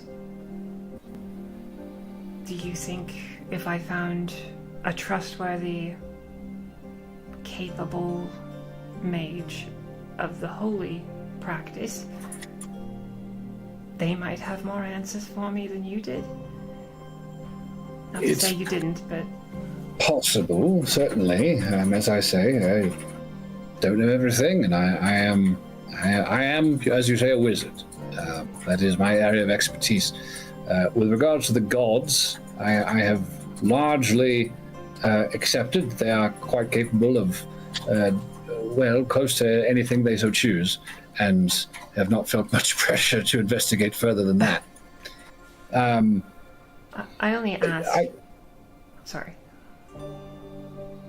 Please. I only ask because the way my brain works is... Funny enough, I was expecting you to say no when I asked if there was anything worth pursuing. And as much as that would hurt, at the very least I could start moving on. But as long as there is even a tiny chance that I can find some way to fix this, I've got to keep looking. And when I get in that headspace, I just start thinking about what's actionable. What can I do? Where can I look? Who could I talk to? So, when you said anything's possible, then all I was thinking was, I guess I should find where to look next then. I would certainly encourage you to keep looking. I mean, obviously, you're not the only survivor of this attack. God forbids there are more in the future. You could well discover something to offer your neighbors, your peers, some salve in the wake of this creature's appearance.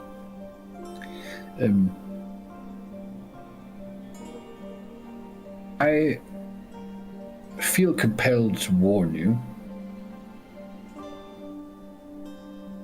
The damage I saw was very serious, and I do like where your head's at with regards to restoration. It is very true. One's memory, if modified, can certainly be restored by certain clerical practices. I've absolutely seen this. It's well documented. Obviously, the trouble being modification is a somewhat tame word for what I saw in there. And my fear, I would caution you, if you do pursue this, I fear you might see more of what we just saw. And only more of that. I fear that is a very real possibility, and if that is worth recovering, I cannot say. Obviously, it is your minds, and you have paramount say, of course. But words saying, that is certainly a risk if one pursues, as I said, intermediate aid in this subject. You have suffered a grave injury, and it is certainly commendable to continue looking, but certainly be careful, as you have with me, of course, in your pursuit of restitution. I will. Good. Can I get you a hot chocolate or something? I feel as though we've gotten quite grave in the course of this hour, and I feel like that might help lift the spirits a bit as we rejoin the world of the living out there. I'm sorry. Hot chocolate? I don't mean to drag this out, but I have to bookend this with a bit of commentary on this whole modifying our memories to make us forget you element. Yes. The lingering question that sits in the back of all of this. I don't know if I can be okay with that. I understand, dear. I saw. Believe me, I saw. I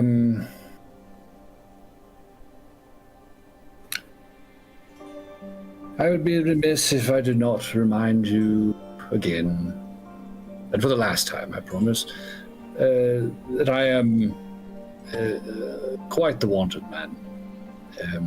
And if an inkling that you perhaps knew of my whereabouts reached the wrong people, it could put you in a spot of trouble. And I would hate for you to run afoul of the authorities in that fashion.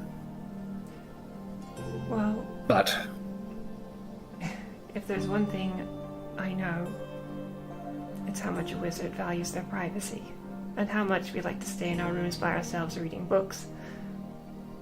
So, if it's any consolation, your secret is very, very safe with someone who understands.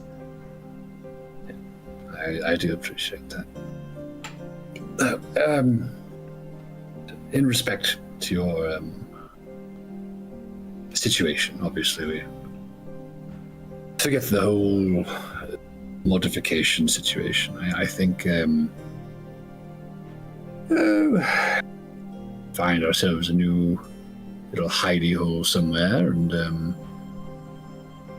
mum's the word after that, eh? Of course. Thank you, Lythor.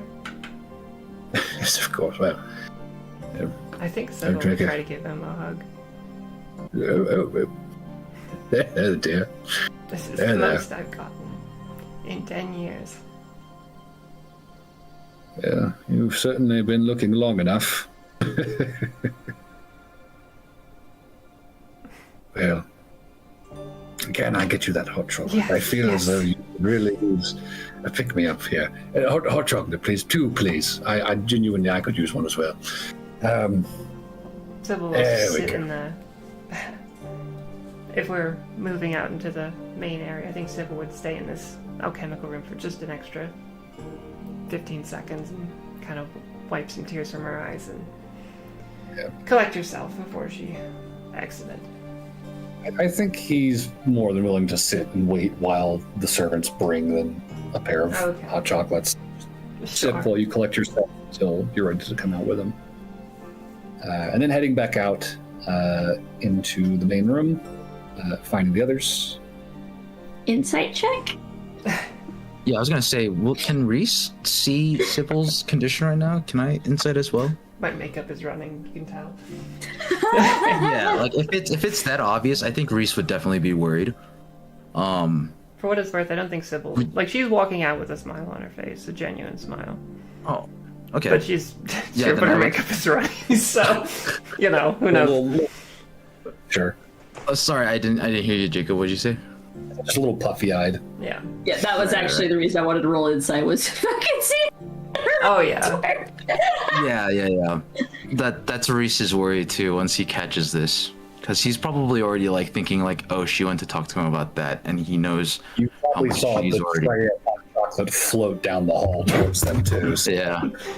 Like, oh boy. Okay. Getting the hot Yeah. chocolate. I was like, oh, yeah. So once Never she comes, not I think gonna Reese wear- will kind of set his book aside and kind of walk up to her, and just kind of slowly reach out to maybe take her hand and ask, "Are you okay, Sybil?" Actually, yes. I'm. Lythor was able to give me some answers. Not all good news, but something. Well, some news is better than no news, right? It's all I've wanted for a Well, long it time. goes against the saying. I think Reese would grab your hand, Yeah. both hands, just kind of squeeze a little tight. Thank you, Reese. I'll tell you more about it later, okay? Yeah, on your own time. On your own time. Sorry, I didn't mean to disrupt the party going on out here. What are you guys doing? Reese turns around, looks at everybody, just pretty much reading. Or I don't know what Alfie and Aaron are doing actually, but he'll be like, there wasn't really much of a party. Alfie per went se. back to her I was gonna room. say, I assume Alfie's not Oh. present. No. Okay. I think Sybil We're would having block a that. reading party. I Yeah, feel right. I feel like Eric just like as Alfie is going back to room stuck the plate just on the inside of the door and then shut it. Just like sitting right next to the door inside the room. Again, she can take it and ignore it. That's fine. As soon as Aaron walks away, the door will open and the plate will be on the other side of the door. And then you'll hear a click. Just gonna pretend Eric's not in the hallway and didn't see it. Otherwise, this is gonna be a thing. Eric will probably ask if you would like to play chess with him again, Reese. Oh, if that's the case, yes. Reese would be playing chess, but then yeah. clocked Sybil leaving and very quickly, Sybil would make sure. Eric is going to accidentally knock the board. Oh, I think Reese would just roll his eyes at that and not say anything. I don't know. No. Is this a deception or a performance check? For what? Are we rolling against each other for the chess? For the chess match? To be convincing on the accident. Oh. That sounds like I would say performance. this. Well, all right, performance. It's still charisma either way. Yeah. It's your call, you're the DM. I was I'm just better at deception than at performance. The DM said Oh. deception. You can do deception. I'm not the DM. Doesn't matter to me. What It's still low. would it be against my passive It'd be insight. insight? Okay. Well, my passive insight's pretty low, so 13. would you? Hey, you beat my passive insight. My passive insight's 11. So Reese is like, shit. oh, oof, oh. That's Yeah. alright. You're probably creating me anyway. There goes that game. It's I okay. guess I should start packing that up. No, packing it up, not restarting the game. Wrong Yeah. action. And then close. Oh, Trouble that's cast. how That looks like who was winning? Reese was. I was. Yeah, I was. I think Reese would like try to shyly, like humbly be like, I maybe I was. Roll. Take 10. I got an 18 on the dice for how good I did this time. Oh, do I have to? Nice. Okay, let me roll. I guess just a straight intelligence roll. Yeah. It's the 12, so actually you were winning. Hey. Why did you knock the board? Yeah. Well, some things are more important than games. Oh. Yeah. I think Sybil would look over the mess and just be like, how have I not played you in this yet, Aaron? Oh, because I suck? Oh, well, I mean, if you want, you can give it a go. I'd love to try. If you'd ever like pointers, I could offer some as well. Sure. But you might want to, Oh. Give me a few minutes. I'll come back. So we'll go wipe off her makeup and rejoin with the party. If Erin wants to play a game of chess, she'll do Erin it. will happily play a game to help distract her if she needs it. Alright. I'm gonna roll with disadvantage because she's distracted. Damn it. Intelligence, that's a 10 total.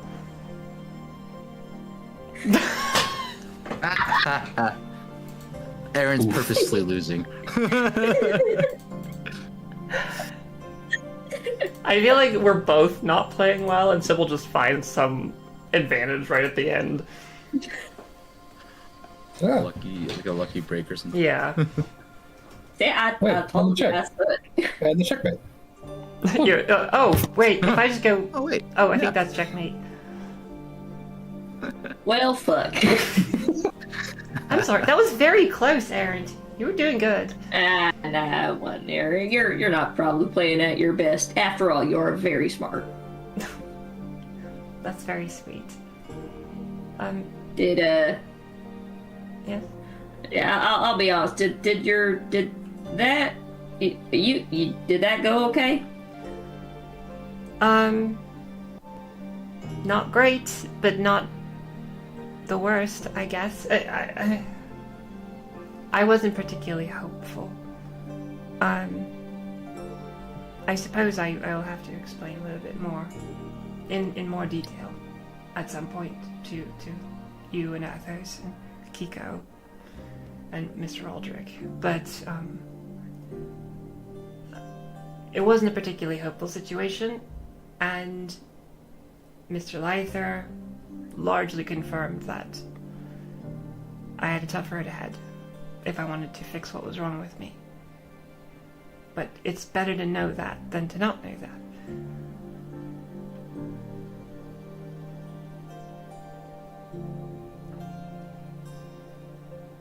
Well, I'm glad you found something. Yeah, I'm not good at this sort of shit. You wanna play again? I actually was going to ask, have you talked to Alfie at all? Obviously, you don't have to tell me if she said anything. Oh. I just want to know if she's spoken to you. Nah, I think she needs time. Do you... I truthfully don't know what's wrong. I know she went and talked to Mr. Lythor last night.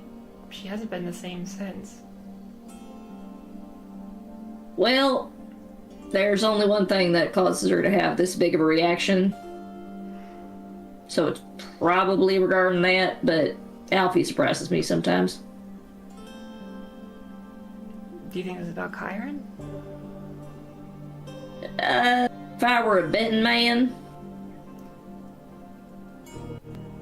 I ain't, 'cause that's dumb, but I mean, I suppose it could be anything, but I don't know. This doesn't feel like it's related to Chiron for some reason. She was doing better on that front. It felt like she was really turning a corner. I don't know what Lythor could have said about Chiron or Fey politics that would have triggered a reaction like this. This feels different. I mean, I guess it could be the other thing with her, well, shit stain of a parental figure. Oh, yes. You tell me laugh. I think Sybil chuckles a little bit at that. Yeah. Yeah, I know she did have some kind of falling out with her father. I mean, I don't even know if there was anything there to fall out, but... Definitely was. If I ever meet the man, I'd better not meet the man. Well, you certainly consider yourself lucky. You're right though, maybe she just needs time. I just... All I know is that I've seen that girl smile through some stupid ass shit that I do not understand how she come out through the other one. Apparently there was a thing with bandits. And she's been fine. I've only seen the only thing that seems to hit her this hard is something to do with people that she cares about in some regard. So Yeah,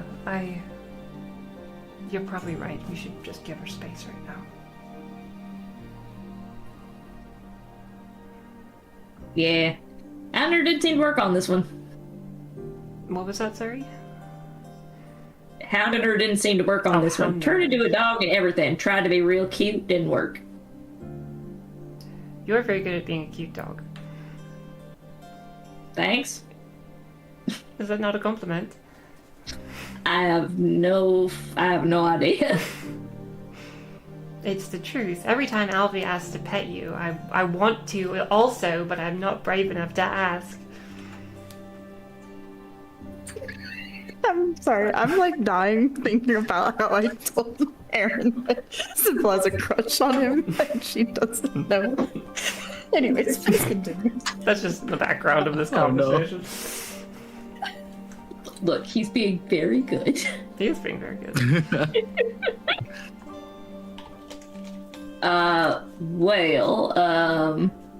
You don't have to let me pet you if you don't want to. I know that's weird. You get so fluffy. So I feel like you see that grin that's happened. Like, you haven't seen it in a long time because he knows you now, but you see the same kind of grin that whenever you like first met him, and he goes, "Oh, Sybil, you can pet me anytime." Sybil blushes. I think at that, Reese will, in his book on the side, just another little, he's just responding to everything with the suppressed chuckles everywhere. Okay. Do you also want to be pet, Reese? Sorry. What were you saying? I think he's gonna try and feign. Oh, here, ignorance. allow me to say it more clearly. Would you also like to be pet, Reese? The facial journey is amazing. Yeah, but no. I think he's questioning himself. No. Oh no, it's real nice, especially when it's like right at the base of the skull. To be honest, I've never been pet, so I can't really say whether I'd want to really be pet in that manner. Hold on, let me just Anyways, say how don't mind me. Let me I'm just say reading. how much Don't mind Aaron me. wants to tease him. Yeah, he's just please leave me alone. I'm trying to read. You're lucky. Very you much rolled a not 2. have. He's. Although Reese has very much not been reading. He's just been like on the same page, reading the same paragraph over, listening to this conversation. Yeah, you can't get it in his brain. Yeah. I think Aaron noticed that. Someone probably clocked it. Reese is not Okay. very good at hiding it. Yeah. Yeah, he also does have a stupid high passive perception, and I rolled a 14 on active perception. Assuming that's okay with the DM, I know usually you have to ask about these things first. Usually. Usually. I don't think Reese is actively trying to be very stealthy, so I'm not gonna That's fair. I'm not gonna add that number in because it would definitely beat that. Hey Reese, why don't we trade? And Aaron's gonna like push the board halfway between Reese and Sybil, and then he's gonna long arm reach over and grab the book. Oh, no, I was okay. Okay. Reese looks He'll up. set it so that it's like open on the thing, so you don't lose your spot. I Reese think looks Reese will up kind and of like look at Sybil's the sitting across page. from him. Yeah, it's like Yeah, she All right. needs it. She needs a challenge, and I ain't Reese certainly goes that. You did very well, Reese does a little Aaron. like stretch, roll out his neck, pull out his fingers, shake it out, like, okay, I guess might have to get a little serious in this one. All right. Okay. And then, As stretching helps. Maybe if you try playing it right-handed. but I. You're offhand. Does that make a difference? So I was like, it doesn't change. Okay. Joke Sure, was why not? He'll completely switch to wasted. his offhand and try. Yeah. Like, I'll listen to. Sure, why not, Aaron? Shall we I'll- roll it? See who wins? Rolling and check. Meh. Ooh. That is a 17 for Reese. 16. Hey. Oh, The stretching helped. you rolled it out. All right. Oh. Let's do this. Shoot. Damn. Aha. I forgot you had the bishop there. Did it. Yeah. I think that's Always that's coming in the sideways. point where it all. Diagonals. What is that? Okay, whatever. Good game, Reese. Y'all ain't gonna play Good best game. 2 out of 3? I don't know. Are we? I'm kind of hungry. What's What the time is it? situation? Like noon? Yeah. Yeah, I guess. Let me go This is a check good the question to ask mountain you. window. Wait, this isn't a good way to tell time. I don't know where this window is. Yeah, the window is looking out over the Santa Muerte. Yeah, the sun is. It's probably like a little afternoon. Okay. Well, then that would track Okay. lunchtime. Yeah. Where is Athos, by the way? Anyone seen him? Fucking Is the keep him- silence bubble still up? Because I'd probably just be reading.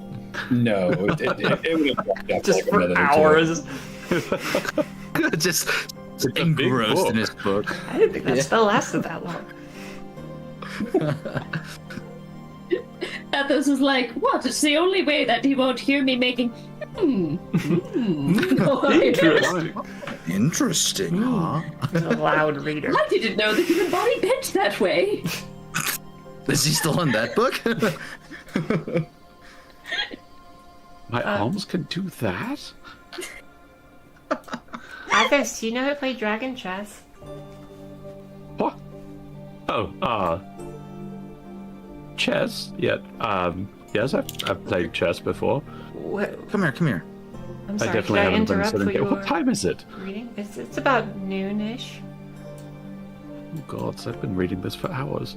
What were you reading? A mix of various books. A little bit of everything. How decidedly non-specific. She'll look at the title of the book you're holding. Just to make sure it's not the same one as earlier. Oh, it's absolutely the same one as earlier. Oh. Theoretical proving. Oh, that one. Yeah. Uh, Just was gonna, referring like, to in the credit that. scene, it's gonna be Athos, like, making various, like, stretching positions. Like, does this go? She would go Would this here, be and the then this method? would go here. Anyway, you're wanting to play chess? have you ever played? I asked. I've played it before. Oh, well, would you like to try and face one of us? Sure. What would you say your skill My level bum is getting a bit sore. I may stand while Unfortunately, I sitting play. is part of it. I can stand. It's not illegal. I don't know if you could reach the board from your height. Technically, Athos is correct. Well, mean- if nothing else, I'm stretching out my back, which I'm going to need for... Anyway, where are we playing? We just play on this Aaron. stool. Oh, sorry. Aaron's gonna raise and go up to Alfie's room. Oh, actually, before Aaron leaves, Reese is gonna ask him if he has any tools to turn the crying roach teeth into a trinket he can put on his necklace, like a boring What's it knife made of? or something like that. Bone. It's I mean, it's just a tooth. It's a bone, yeah. So like, I mean, Oh, no. I got stuff for wood carving. I'd worried I'd shatter bone. maybe, do you have like wire or something? Oh, I mean, like, yeah, I got wire. Oh yeah, Well- that'll work great. I can wrap it around it and then. I'm pretty sure I saw some tool sets in Mr. Lythor's laboratory. He probably let you borrow them. Actually, you know what? That makes me think I need to do some weapon maintenance. So maybe I'll just go ask Mr. Lythor. And for like some sort of workshop kind of Right, space. that looks like you're fighting me. All right. Now, what is the DC I have to beat? Opposed intelligence. Sybil's DC. Opposed intelligence. My spellcasting ability modifier. Well, let's just roll real quick and see. If it's straight intelligence, that is a dirty 20. This is bad. This is Sybil's bad day. That's a 13. Damn. She's super distracted. She is super distracted, dang. Boy, I've never even seen that strategy before. It's probably, yeah, like the way that... Surprise. Yeah. You have to be Any- flexible with whether you're thinking the pieces are going to go. I clearly have a bit out of Is that practice. what was in that book? His mind's I was been gonna say, if expanded. Reese was there, he'd be like, oh, flexibility, you know about that, right? Sybil's eyes just dart Flexibility. down towards the book and then back up too. Right, flexibility. Look, there's some things on my mind. I can tell. It's definitely your queen. Anyway, not to pull this. We could move to Aaron's thing. No, that's fine. I was trying to drag away. I'm just that's the thing that is happening at the Gotcha. same time.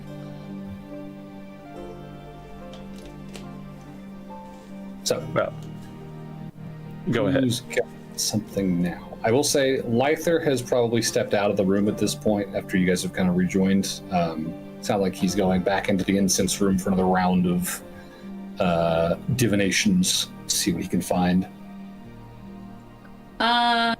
Okay. Aaron will knock on Alfie's door. What? Everybody's hanging out downstairs if you want to come.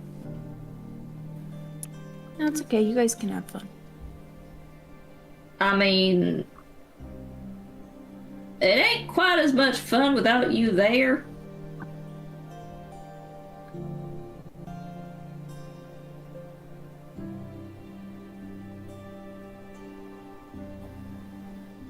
Can't see them. You're on the other side of the door. This is Alfie's face right now.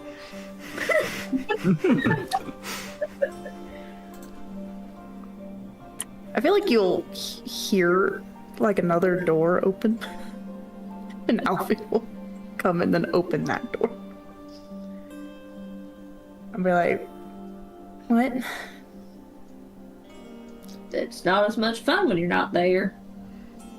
I'm sure it's perfectly fine without me.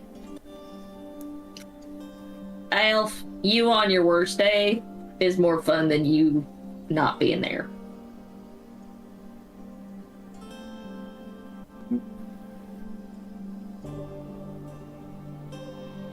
If it makes you feel better, I'll turn into something cute. A bunny? I can't turn into a bunny today, but I do have a squirrel in there. It's okay. Guess I could short rest and be able to turn into a bunny. Why am I this a thing? Oh, he was Being gonna ask emotionally us blackmailed. said, Billy. Please. Alright, I'll tell you what. If you give me like an hour of your time, I can turn into a bunny. Oh, okay. Why is this working? Motherfucker. What? Don't worry about it. Okay. Does Alfie... Also, Oh, sorry. he looks at the tray of food on the floor outside the door and then looks at you again. I told you I'm not hungry. I mean, you weren't hungry then. You got any appetite in there now? No. Even for something sweet? No. Pretty sure we can ask him to make cake. Maybe with honey. She just shrugs. At let's go ask him to make cake. And he like puts his arm around your back and like gently pulls you. Like, come along. I'm really not gonna eat it. He's just gonna waste the food. I mean, if you're not gonna eat it, I'm not gonna say no to honey cake. You kidding me? Okay, fair enough. It's working. All right. It's working. It's working. We'll go downstairs. You walk in Yes. right as Sybil's losing another game to Atlas. Damn it! Where did you even learn to do that? Yeah, It's my called a elbows say castle. You were in chess club? that. No, but I was part of a frat club. Where they play Where they chess? play chess. Some of them. That's a lot less erotic sounding than the books. It was a wizard college. Yeah, I was gonna Bunch of say it's a nerds. wizard college. Yeah, makes sense. It's like band Let's camp, try- okay? let's try. Lots of things go on. Exactly. There's one No, time. I like the idea that it's wizard's chess. Every time you lose a piece, you have to take a shot. Well, less alcohol involved. Well, when Alfie Hardcore. enters the room, she'll go find like one of the cozy big chairs, and she'll just sit in that, knees to chest, kind of covering her face, and just kind of watches. True to his word, after an hour, Aaron will turn into a jackalope. Close enough. Athos will give a friendly wave while Big she's in the rabbit. chair.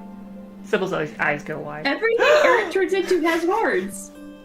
I feel like she's like, that's like the most emotion you've gotten from her. Okay. Oh like- no. And she's gonna go to pick you up. Aaron wiggles his nose. Which for rabbits is not a good thing. Well, she picks you up. Does she get kicked?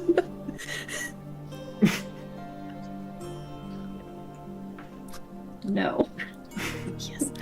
Okay, she's gonna take you back to her little chair, and she's gonna like snuggle you in her arms. Just rest her head on you No. and pet you. Get behind the right ear, it's starting to itch. Alright, she'll start scratching. I forgot he can talk still. Aaron's like, I'm gonna make the most of the situation.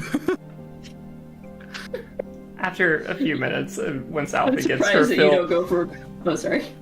Sybil's just gonna walk over and be like, "Can I give him a couple pats? He looks so fluffy." Aaron? Did say she could pet me whenever she wanted. He seems resigned. I won't hog him, but she'll give him a few good pats down the back. Oh. He's not like because rabbits are like super soft, right? But he's like he's not like, there's two types of animal hair. There's like the soft animal hair, and then there's the less soft one, so Yeah. he's the less soft one. Okay. Sorry. Well, he's still a fuzzy, wuzzy it's little like it's cutie like petting baby. a kitten versus a cat. They have the same hair, but kittens are way softer. Yeah. I think after a few minutes, she would probably like whisper to Aaron and be like, "Do you want me to put you down? I know you don't like this." I'll let you know about 5 minutes before I end up in your lap. Okay. She'll lean back. You're just gonna be on her boobs. I fail to see a problem. It's all good. The nose stops wiggling. He's like, The bunny ah. just like flattens out. He's like, ah, titties. Ah, titties, yes. You seen those like super relaxed like hamsters that just go like totally fucking flat?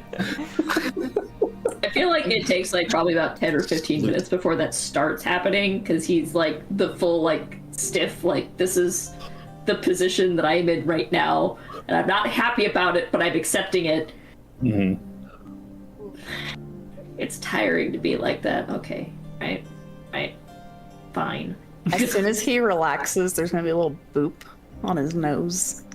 The nose Just be wiggles like- again. And she's like, see, it's not that bad. It's nice to cuddle, isn't it? I wanted to say you're poking the bear, but you're actually just poking the jackalope, so... I'm just gonna let you know, Sounds like a euphemism. because my mom took care of rabbits. Adult rabbits are assholes. Well, you have something in common. No. Cat is telling you that. Oh, okay. I thought you were saying that, and that's Don't she's like, put well, them you have on the something in news. common with a rabbit. No, this is apparently rabbits when they're younger very sweet, but as they get older, they get a lot more like angry and violent. At least according to mom, who raised rabbits. I also had rabbits as a kid, and I can confirm that. So, Yeah.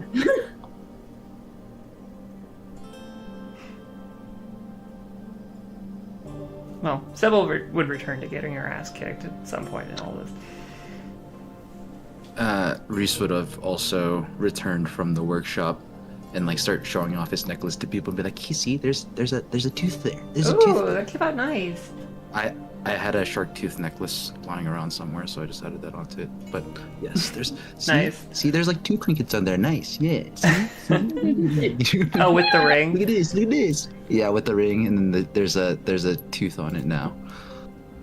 Just gonna slowly just build this necklace up over the course of the campaign. That's a I good just idea. hope that all the things are about the same size, because I've done the like mini size beads things before. It always looks very weird after a certain point. Yeah, you definitely have to start like dividing them with beads or something so that they're like separated, spaced out. Yeah. It's like you have a charm bracelet around your neck. Well, that would be a charm necklace, yes. Yeah, but charm necklaces Not aren't quite a really a bracelet. thing. Look, ask any kid in the Splitting hairs 90s. At that point. Yeah, that's fair. That's fair. That is very. You know, the same ones that go, see, I got this charm at Wimbledon. That's why it's a tennis racket. When you eventually do turn back into Erin, I think Alfie will scooch over in her chair and like pat the chair next to her. Yeah, Aaron will probably, like, you get about 40 minutes and Aaron's like, all right, let me off. Unless you want a 100+ pound tiefling. Honestly, she'll just be like, just squish me. Oh no. Nah, I'm sorry, I ain't playing that game.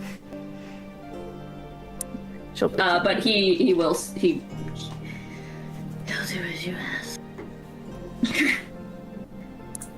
she'll just rest her head on your shoulder. He'll like do the gentle shoulder scratch on opposite shoulder. You know, comforting and shit. Nice.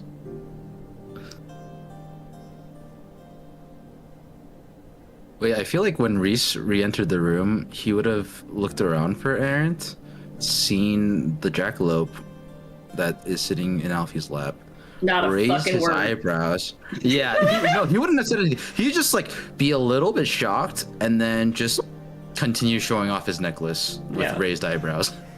And then when Aaron turns back, his eyebrows would raise again and be like, "Okay, so suspicion confirmed." He was like kind of under his breath to himself. No, I mean, you literally looked at him and Eric told you not a fucking word. Oh, okay. Yeah, okay, then he's just like, oh. Mouth closed, just nodding along, still surprised looking. Like, The rabbit cusses. That would be a very funny thing to have a Yeah. jackalope tell you. not a fucking word. Oh, okay. Okay. Angry bunny, goddamn. Supposed to be an adult rabbit. Must be an adult. What's it called? Like, it's got a name when rabbits. It's a Binksy? Banksy. A what? No. Binky? A binky, yeah. It's. There's a name for whenever rabbits get like the zoomies, but it's like mixed with jumping. There's a name for it. I've never heard of this. Random Question trivia. for... Is Kiko around? Yeah, She's I mean, still looking around. she's out and about. Athos is out and about, so she's out. Has she put Fair. on clothes? Yes, she Still eventually has got towels. dressed. Okay. Eventually. Reese is like trying hard to like be respectful. And just, There was definitely like an unnecessarily long period of time where she was just like kind of sprawled on the couch, like, arms out as far across the back as she could, like air drying. Right? So just an imprint on the couch where she was. Confirmed it is called a binky. That's cool. I guessed right. I feel like though Kiko would take a little bit longer to air dry because she has no body heat. Maybe. I feel like that would contribute to that. That logic tracks, I suppose. Also, if I scrub my skin, it just sloughs off. So you know, I don't want that image in my. Oh, it's in my head. yeah, you're welcome. Ugh. Oh, gross shake. After we get to Asphodel, are we going to the Deadmar? I think that's the plan. Yeah. I mean, we're in the area, might as well. It's better than going all the way out and then back again, so it'd be a lot smarter to stop by and resolve any things we need to there. For sure. Yeah. Maybe we'll see Kilroy back in Asphodel too, so, who knows. I thought he left for Laramie. Oh, actually, you're right. Okay. He did leave as we were leaving, yeah. It's probably worth noting that woman he told was going to get in touch with us never did. Unless someone's gotten ascending Right. and not said anything. I don't know if Look that's a around. good sign or not. He could have just forgotten, but I don't know, I have a bad It's feeling. not... Yeah, he didn't strike me as the type to forget something like that. He was pretty... Then again, Hopefully I can crack sending soon enough and get in touch with him. But not quite there yet. I mean, that actually reminds me. Did you ask Lythor for any, like, spells or something? I bet you he has plenty that he can teach you. I mean, I probably should, but it takes me a long time to copy spells. We'd be here for another day if we wanted to dedicate that to me just copying spells all day, but there will be opportunity. Well, I mean, I've actually... Yeah, that's fair. That's fair. I've been curious and wonder if he has any fun magic items he'd be willing to impart onto us. Probably shouldn't overstay our welcome. That's fair. That's fair. You make a solid argument, Dask. Oh, go ahead. I was just gonna say, I think Alfie would speak up again and be like, I should probably tell y'all what Lythor told me. Oh, okay. He said my dad was looking into time magic.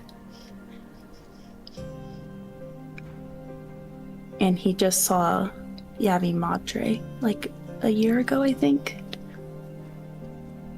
The lady at the dead mark? Yeah.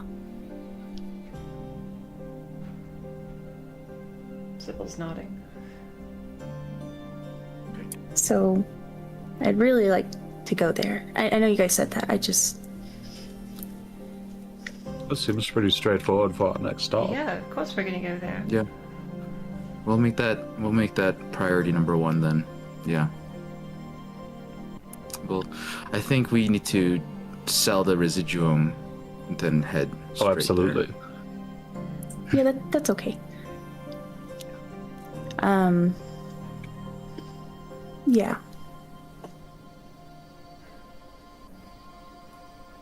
I think Sybil looks perplexed, but she can't figure what to ask in this exact moment. Just thinking. Well, not like there's a time limit on it.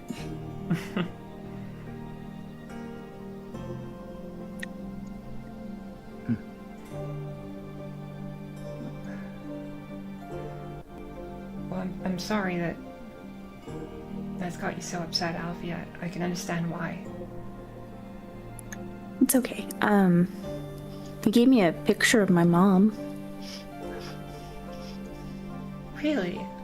Yeah, she'll pull out the wedding photo and show it to you.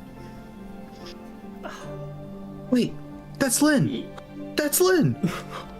I don't know if No, Lynn's in that's that one. Alfie's mom. Oh, is it? No, it's literally is just it Alfie's It's the mom same and her person. dad. It's the same person. Oh my god! You know what?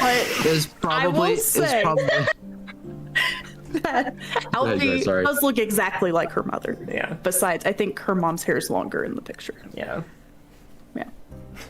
You probably got Oh, that you got picture good looks into while I from. was not here. Yeah.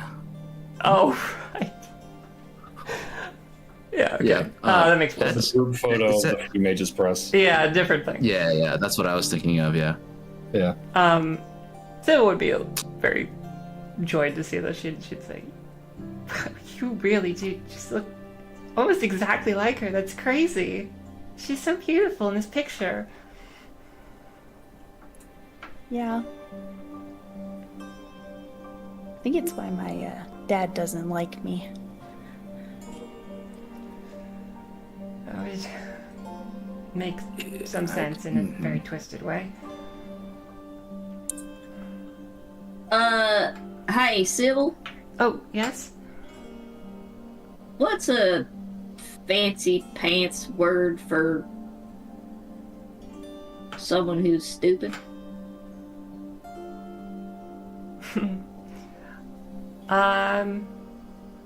Imbecile. Your dad's a scum-sucking imbecile. No, Well I might try to disagree with you, but I think I kind of agree with that. As you should.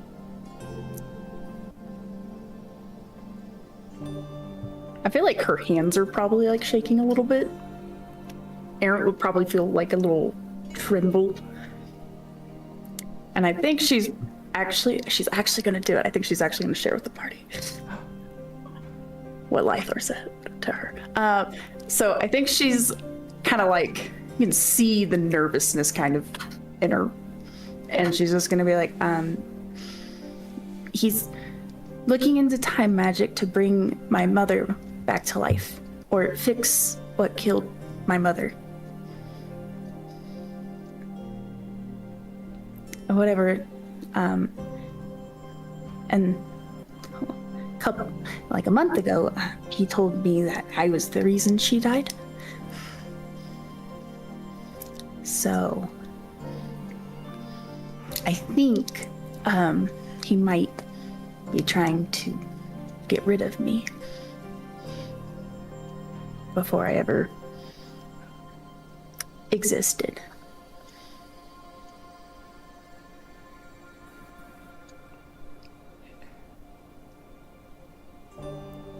Well, that's fucked. Well said. Very crass way of putting it, but I yes. feel like that breaks the tension a little bit. Yeah, right. Because like, agreed, that's super fucked. That's the confirmation. I know your father was a mage. I didn't realize he was pursuing such grand things. Is that even possible? Did Lythor? What did he tell you about that? He didn't say it was not possible, but he said he wasn't the best person, and he told him to go talk to Yavi Madre. So I want to go there and try to see if she'll tell me what they talked about. It's a good idea. Maybe we should go pretty fast. Yeah. Yeah, apparently he's tried to do the resurrection magic before. Tried it and failed. It didn't work. She's not alive.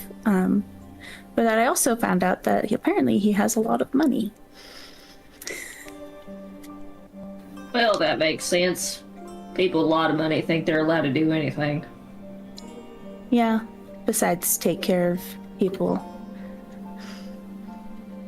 No. That's it. There's a difference. They think they're allowed to do anything. Not that they should do shit. Your father I had feel money like- the whole time. That's my understanding of it. He didn't give you any? Out of character. He probably used it for the rest He didn't leave any at all? With you? No, nothing. He never bought me any new clothes when I started to outgrow them. We had winters where we were practically starving. One time he came back with some food, but he left me alone for months with what little there was left.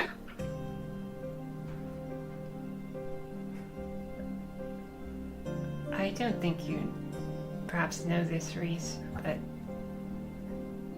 Alfie's dad was... Sybil glances over at Alfie. Just horrendous. I mean, I knew he was not great, but this is like way worse than not great. I can't say I know what it's like to even have a parent, but this sounds kind of really rough. I mean, like, I'm sorry, Alfie. That It's not your fault. I tried like all sorts of things, to get him to try to talk to me, to like me, but nothing worked. I guess maybe there's something wrong with me or something. I don't know. It's not you, Alfie. Some people definitely not. They just break when they're faced with trauma. I think Either that way. might be what happened with your father. Nothing you did. No matter how many times he told you that. Doesn't excuse it, but it does explain it. As Athos and Kiko so eloquently put it, that's fucked. Emphasis on fucked. Completely and utterly. Yeah. I just thought I should let you know, because who knows? Maybe I'll just disappear one day. So. Not if I have anything to say about it. What he said. We don't know how far along he is with it, so.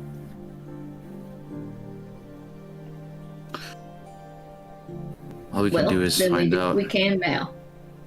Yeah. Yep.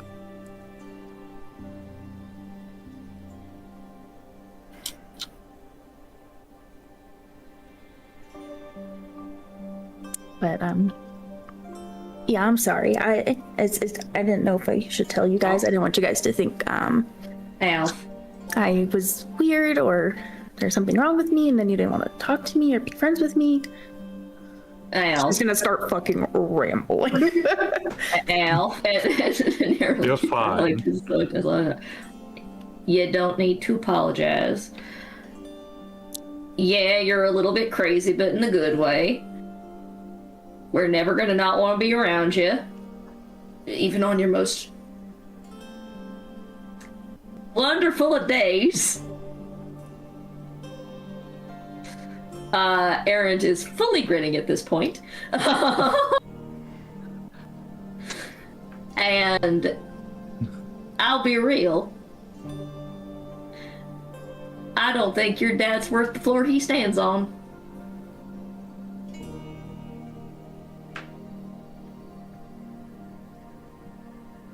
And that's without the wood.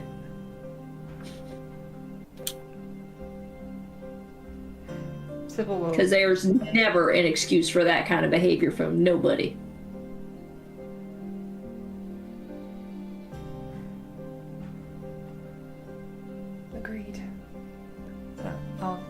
step over to the couch and just sit down next to Alfie.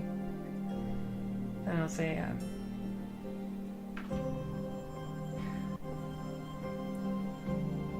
This is all quite the revelation. I knew your father was awful. I didn't know a lot of the specifics. You didn't like talking about it, and I understand why.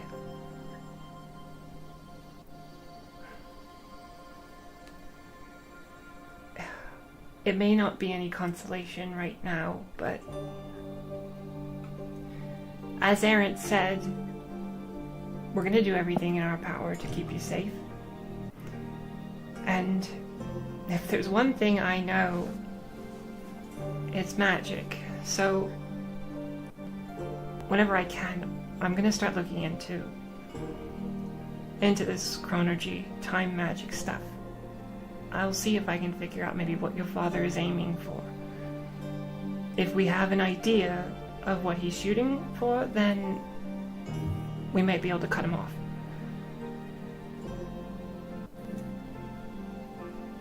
Or cut him up. I'm not picky. Okay. I feel like she'd turn her focus to you, Sybil, and probably say more quietly. She's like, I'm sorry for never telling you. You're just such a good person and a good friend, and I was afraid if you just knew that my own father, couldn't even love me, maybe that you wouldn't want to be around me either.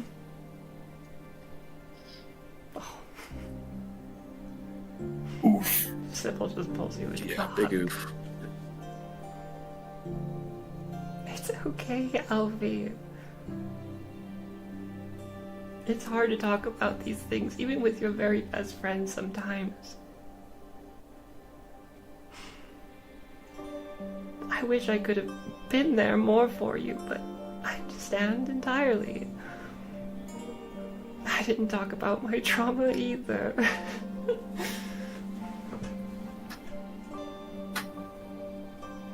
Thank you for sharing, though.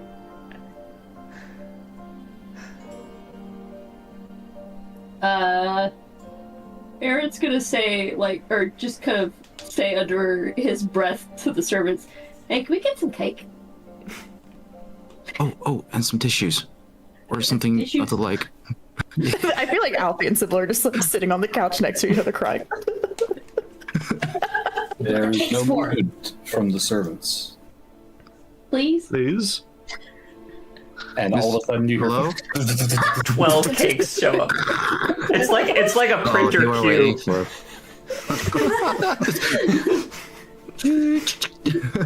Issues are very quickly brought to you, and the pantry is thrown open. You hear footsteps as they disappear inside and emerge with what looks like a perfectly preserved frosted cake dotted with strawberries around the top underneath a glass little cake dish, which lifts, and there is just a waft of cold mist out from underneath it that just suddenly materializes as the lid raises, and it just sets down in front of you. A knife floats over and very gingerly gestures to each of you as if to ask who wants cake. Yeah, I'll be. I'll nod. I will have some cake. I think Reese will point to Alfie and Sybil first, and then accept one later, after they've gotten one. Them first. Give it to them. It will cut 6 or 7 pieces. Does Aldrich want cake? Because Kiko definitely wants cake. She's getting a piece. Do what? Aldrich will shake his head. Yes. No, okay, so 6 pieces of cake. It cuts the cake into 6. Aaron will take his piece, set it in front of Alfie, and gesture again. I'll just say, to put a little button on the moment, as Sybil, kind of starts to pull back, she pulls you into one more very tight hug. And she just kind of whispers, "You're my very best friend, Alfie. And I'm so glad I've had you around. I hope you know that. She'll just cry a little harder. And as the women sit embracing and crying and eating cake, I think we found a good spot to call our session. I will add one more tiny itty bitty baby thing. When Aaron starts eating his cake, he stabs it like it's a person. Oh. Angry cake. You think about just, the Alfie's first, dad. just the first one, like, you know, because there's like the polite, like, oh, this is how you cut cake thing. Nah. I feel like Alfie will look at him and be like, is the cake bad? It tastes fresh, like perfect. I did not hear you cut, Yeah, cut you out. didn't come through. Oh, I haven't had it yet. He just Sorry, likes the I'll- stabbing. No. Again, it was just that first, like that, okay. just that initial one. Sorry, I grabbed the knife wrong. Yeah, honestly, I think Alfie eats like a couple bites and then she's just kind of like playing with it That's on the okay. plate. It's okay. A couple bites is more than nothing. Yeah. Yep, a couple bites more than 0. Aaron's taking it for a win. It's one of the small things that he's taking as a win, but he's taking it as a win. And then she'll hand her little plate to you of cake.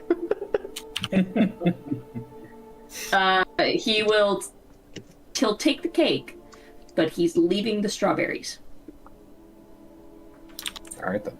She'll probably eat the strawberries. You're learning. All right.